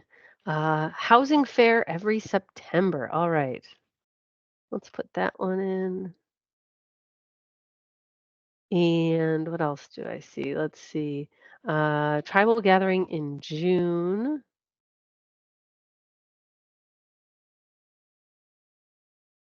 And let's grab one more. Um, Earth Day, April. Fantastic. Okay. Could be even more. Why did I put your organization's big special event on the calendar? Because often special events bring all staff hands together. It takes a lot of effort to put on these big events, to host them, to clean up, to do the setup. And so we don't want to assume that either we or the rest of our grant team members are going to be accessible to us. We want to pay attention to the fact that that might pull some resources away from grants. Great. So now we've thought about some of the big things happening in our organization, as well as our potential time away. Now, should we place our rolling grants now? No, still not ready. I'm curious what your opinion is. Foundation grants, state grants, and federal grants are all currently represented by sticky notes of the same size. Are those three types of grants the same amount of effort? Y for yes, N for no in the chat box. Are those three grants the same level of effort? Foundation, state, and federal. Y'all are like, no, Diane, they are not. You're right. Okay, so let's use foundation grants as our reference story then. Foundation grants, we're going to use that as a reference, our solid point of shared understanding, and we're going to leave our yellow sticky note the same size. Relative, though, to that foundation grant, would anyone like to make a suggestion? How much bigger is a state grant on average, not scientifically accurate? How much bigger is a state grant than a foundation grant in terms of not dollar amount, not necessarily page count, but let's think about all the things that go into it. Everything you can think of, the narrative length, the amount of effort it would take for attachments and letters of support, you name it. How much bigger? Is it 2 times bigger? Is it 5 times bigger? How much bigger is a state grant than a foundation grant? We'll take an average of what we get in the chat box for how much bigger is a state grant than a foundation grant. Again, it is not scientifically accurate. We're not starting and stopping a stopwatch to prove this. I just want to get a sense of, for the folks in the room, what does it feel like? 2 times, 5 times, 4 times. Okay. So in mural, I'm not going to do anything scientifically accurate, but I'm going to grab my 5 state grants and nope, that moved them. Okay, I'll move them each. I'm going to expand them so that they're bigger than our foundation grants. And I'll just eyeball it for sake of the exercise so we can see that they are bigger than our foundation grants. Great. All right. Now I'm wondering how much larger than a state grant do you think is a federal grant? So here, chat box delineator. Okay. If you could please let me know, again, not scientifically accurate, not based on the stopwatch, how much larger is a federal grant than a state grant? Same size, 2 times, 4 times, 20 times? No judgment. How much bigger do you think it is? And this is averaging all shapes and sizes of all kinds of grants, right? Which is why I keep saying it is not scientifically accurate. Its purpose will become clear here momentarily, or maybe you're already on to my ways. Same 3 times, 2 times, 5 times. Okay. So I'm going to grab our hunter green grants here for federal. Let's make it at least, I think is, we'll say that's twice as big. And then I'm going to take this one here and go like that. That looks, that's not quite the same, but it's close. And then I've got one more. Oh no, it's December. Oh boy. All right, well, I'll move it to the bottom and then I'll make it big. Oh, everyone's quitting in December. This is not good. No one's going to want to work here. December is not a good month. Okay. Well, we now have, I would argue, a very different perspective on what does our potential year look like than we had 5 minutes ago. We now know by relative scale, wow, some of these months are really full. We know when we have very important events as a team that might draw from our capacity. We also know we're going to take some time off. Now, can we place our rolling grants? I think now would be the right time to do it. If we had done it before, we did not have all of the information available to us. And so we have 5 different rolling grants. Could some of you please suggest, anyone can go ahead in the chat and let me know which month on the calendar that you can see on the screen of this very fake grant calendar, when would you like to potentially write and submit these rolling grants? Okay, I see someone suggesting February. Sure. May. All right. Oh, someone suggested March. Okay. I've got 2 more left. Where else do we want to put one? Hmm. I'm going to count that as a second vote for another March. Oh, in July. All right. After you get the federal grant submitted, after you have vacation, maybe we come back and we submit one in July. Okay. I'm not mad about it. That could work. How many of you are excited to implement this grant plan? Super excited. Like, I got it. So we've got this. No worries. All set. How many of you are still really worried about December? Anybody? How many of you are still really worried about December? I know. I'm worried about it too. I'm even more worried because if you look, it's all December 1st. So there was a lot of concern about December, holidays, time off, New Year, but most of it's going to be done. I'm worried about December because everything's due on December 1st. And there are 2 state grants that are due on January 15th. We're not starting those on January 3rd and getting them out the door by January 12th. They have to start in December for this to not be a stressful process. Pamela, I appreciate your early bird suggestion. What can we do in November?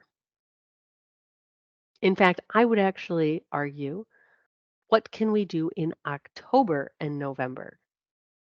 Funders are not going to change their report deadlines because we have a very full calendar. They're saying, no, that's when we need it. But what could we prepare? Well, we should start preparing. If we have a federal grant that we think is going to be due December 1st, we absolutely want to be starting. Maybe we'd start it in September, in August. So we should be starting our federal grant early. We could probably get our reports started in October or November. Maybe the only thing we'll need left is a report from finance or a quick number from a database. Maybe we can have everything else structured in advance. We might look at those foundation deadlines and say, are those the only times in the year that the grant maker accepts these applications? Oftentimes, grant makers will have two approval processes in the year. Might they have a deadline in June? Might they have a deadline in May?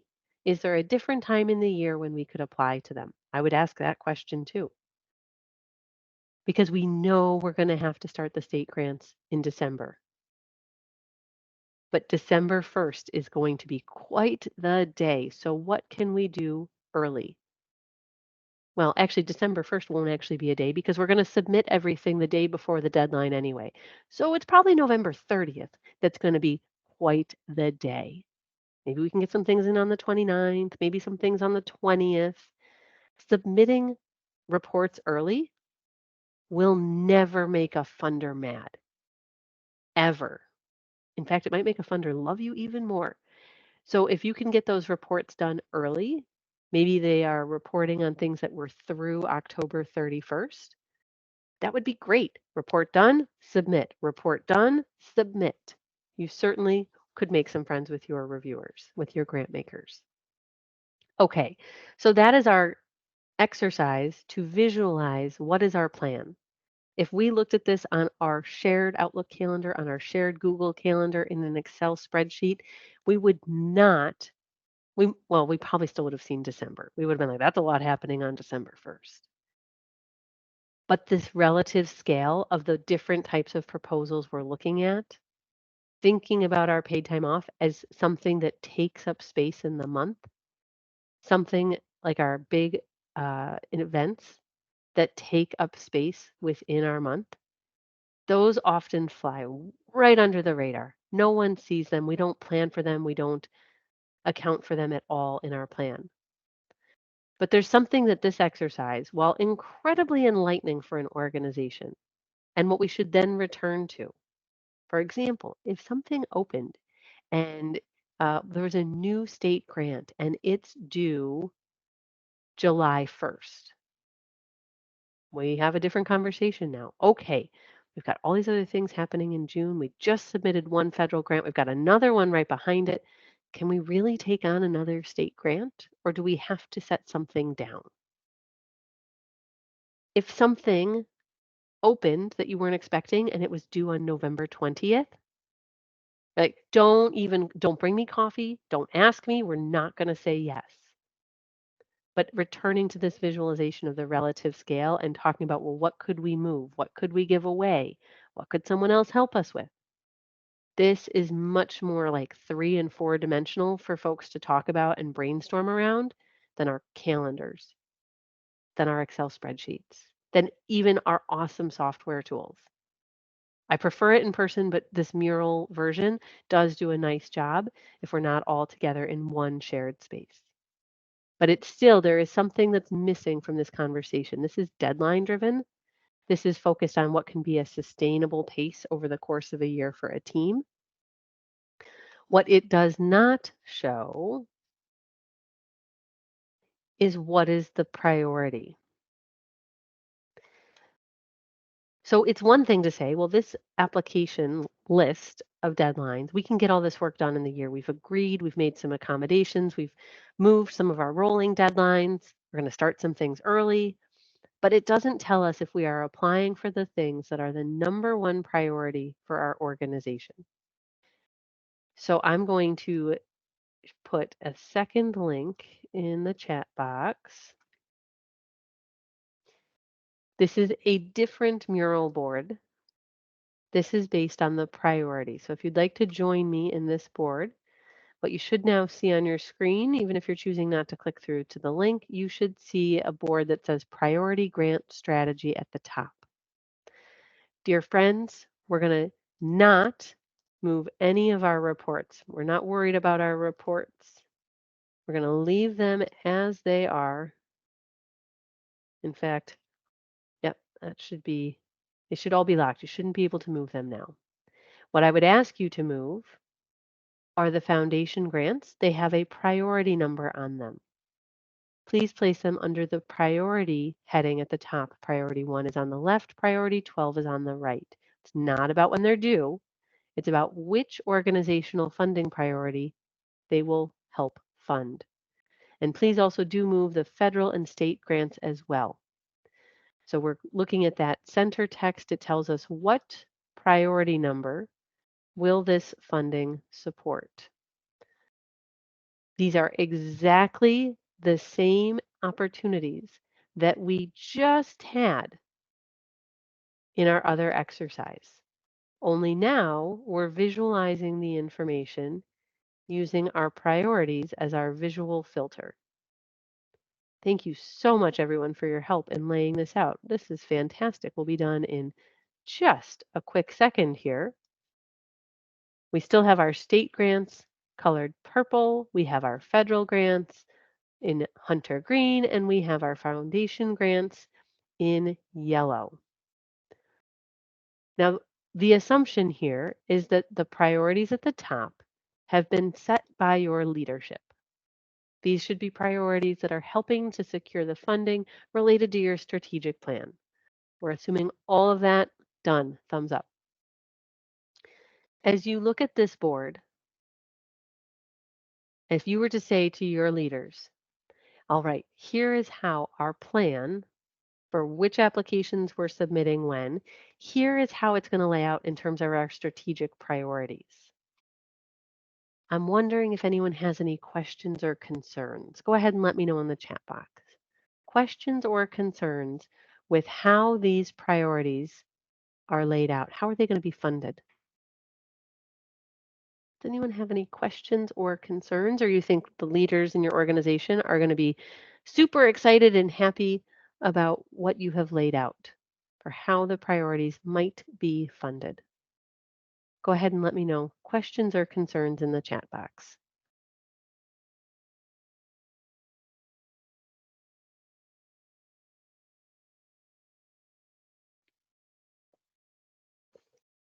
Everything's perfect? No questions?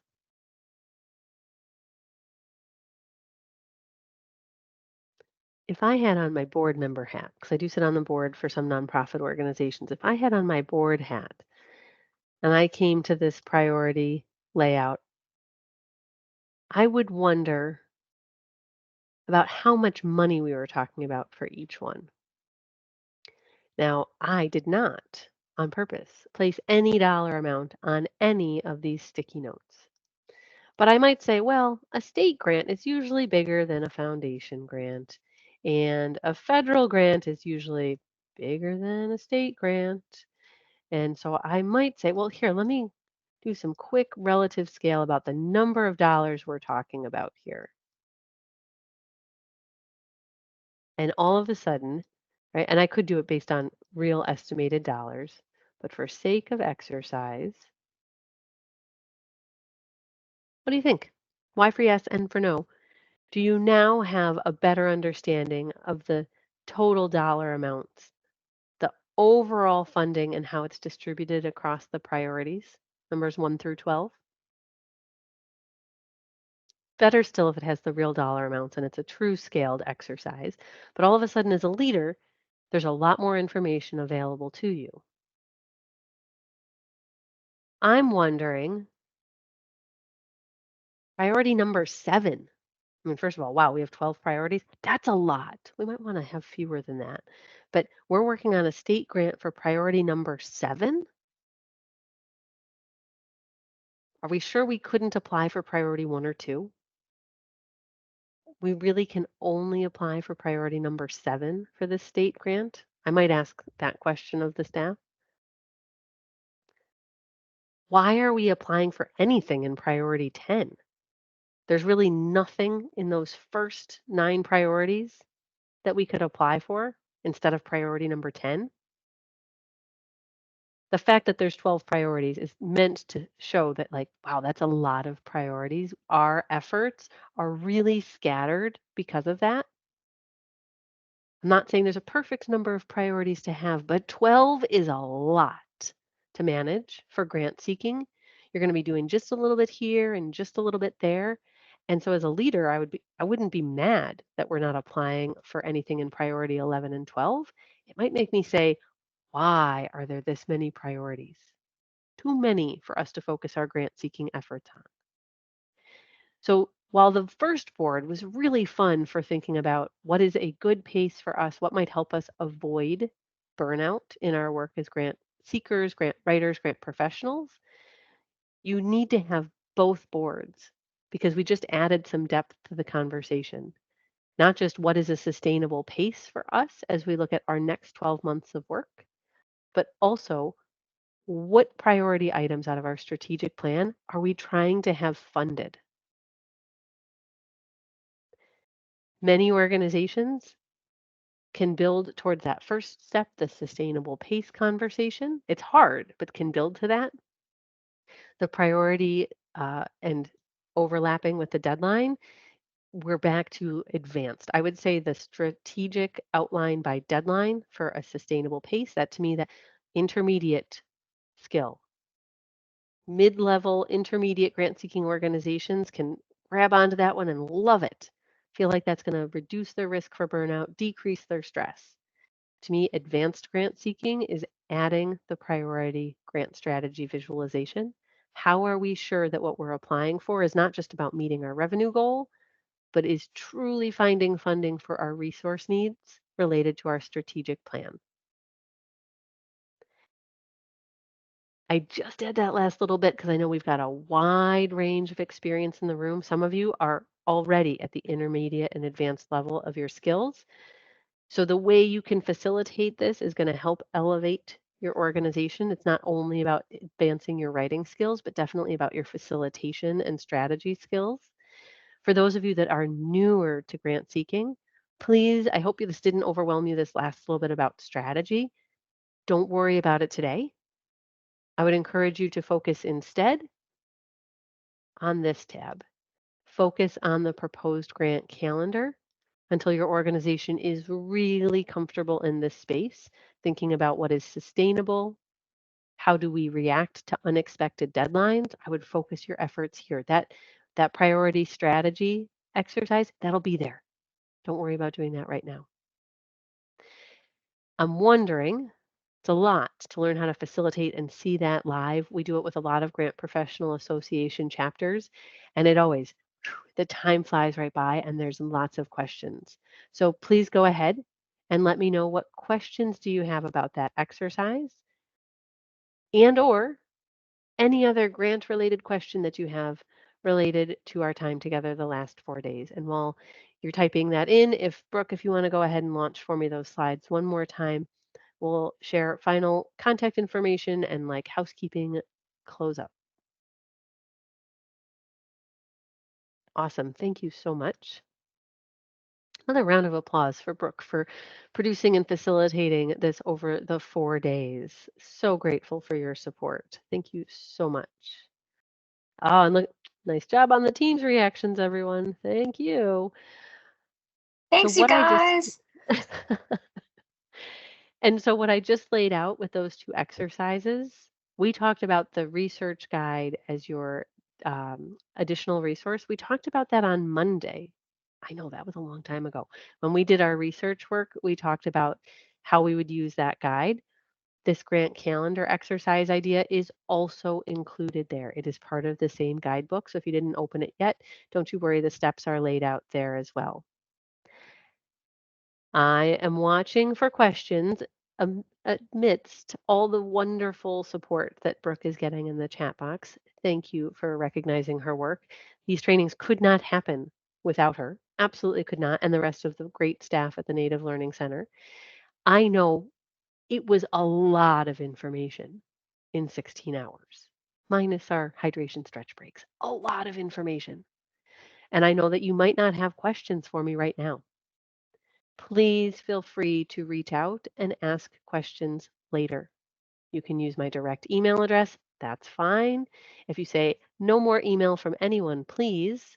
Also, not mad about it. That's fine. You can totally reach out on social media if you would prefer to use a DM in like LinkedIn or on Facebook. That is also fine. Because Denise, you're right. This was a lot of information. And so it might not be until you go to do mock review for the first time, or you go to open mural and try to facilitate this exercise. It might not be until that happens that you have questions. And that is completely fine. When you reach out, if you just can give me a teeny bit of context, I was in the training that you did with the Native Learning Center, just let me know that and I'll be like, oh, right, good. I'm right with you. I know where we were. But you can reach out, like I said, at any time. It does not need to be today. It does not need to be next week. Whenever you have a question about the material we covered, absolutely happy. We're on Facebook, Instagram, Twitter, LinkedIn. Feel free to become friends with us, connect with us, whatever terminology, all the different sites use. We would love to connect with you on those social medias. And we even have a podcast titled the Hopathanga Native American Podcast, where we discuss more focused topics within Native American housing and self-determination. You guys can check that out on Simplecast, Google Podcasts, Spotify, and Apple Podcasts, as well as viewing the video recordings with our guests on YouTube. So if you're more of a visual person, you can watch the interviews as well. And then thank you again, guys, for joining us today. This was a very jam-packed 4-day session. And like I said earlier, it wouldn't have been as incredible without you, the wonderful attendees, coming with your passion, with your questions. So we are going to go ahead and close it out. But thank you to everybody again for joining. This has been such an amazing time. Like I said, y'all brought the passion and the great questions to the table. Diane brought the knowledge and the expertise, and you put it together. Boom, incredible 4 days. So let that high energy carry us all into a fantastic weekend. All right, guys, we will talk again soon. Everybody take care. Take care. Bye. I'm going to end the meeting.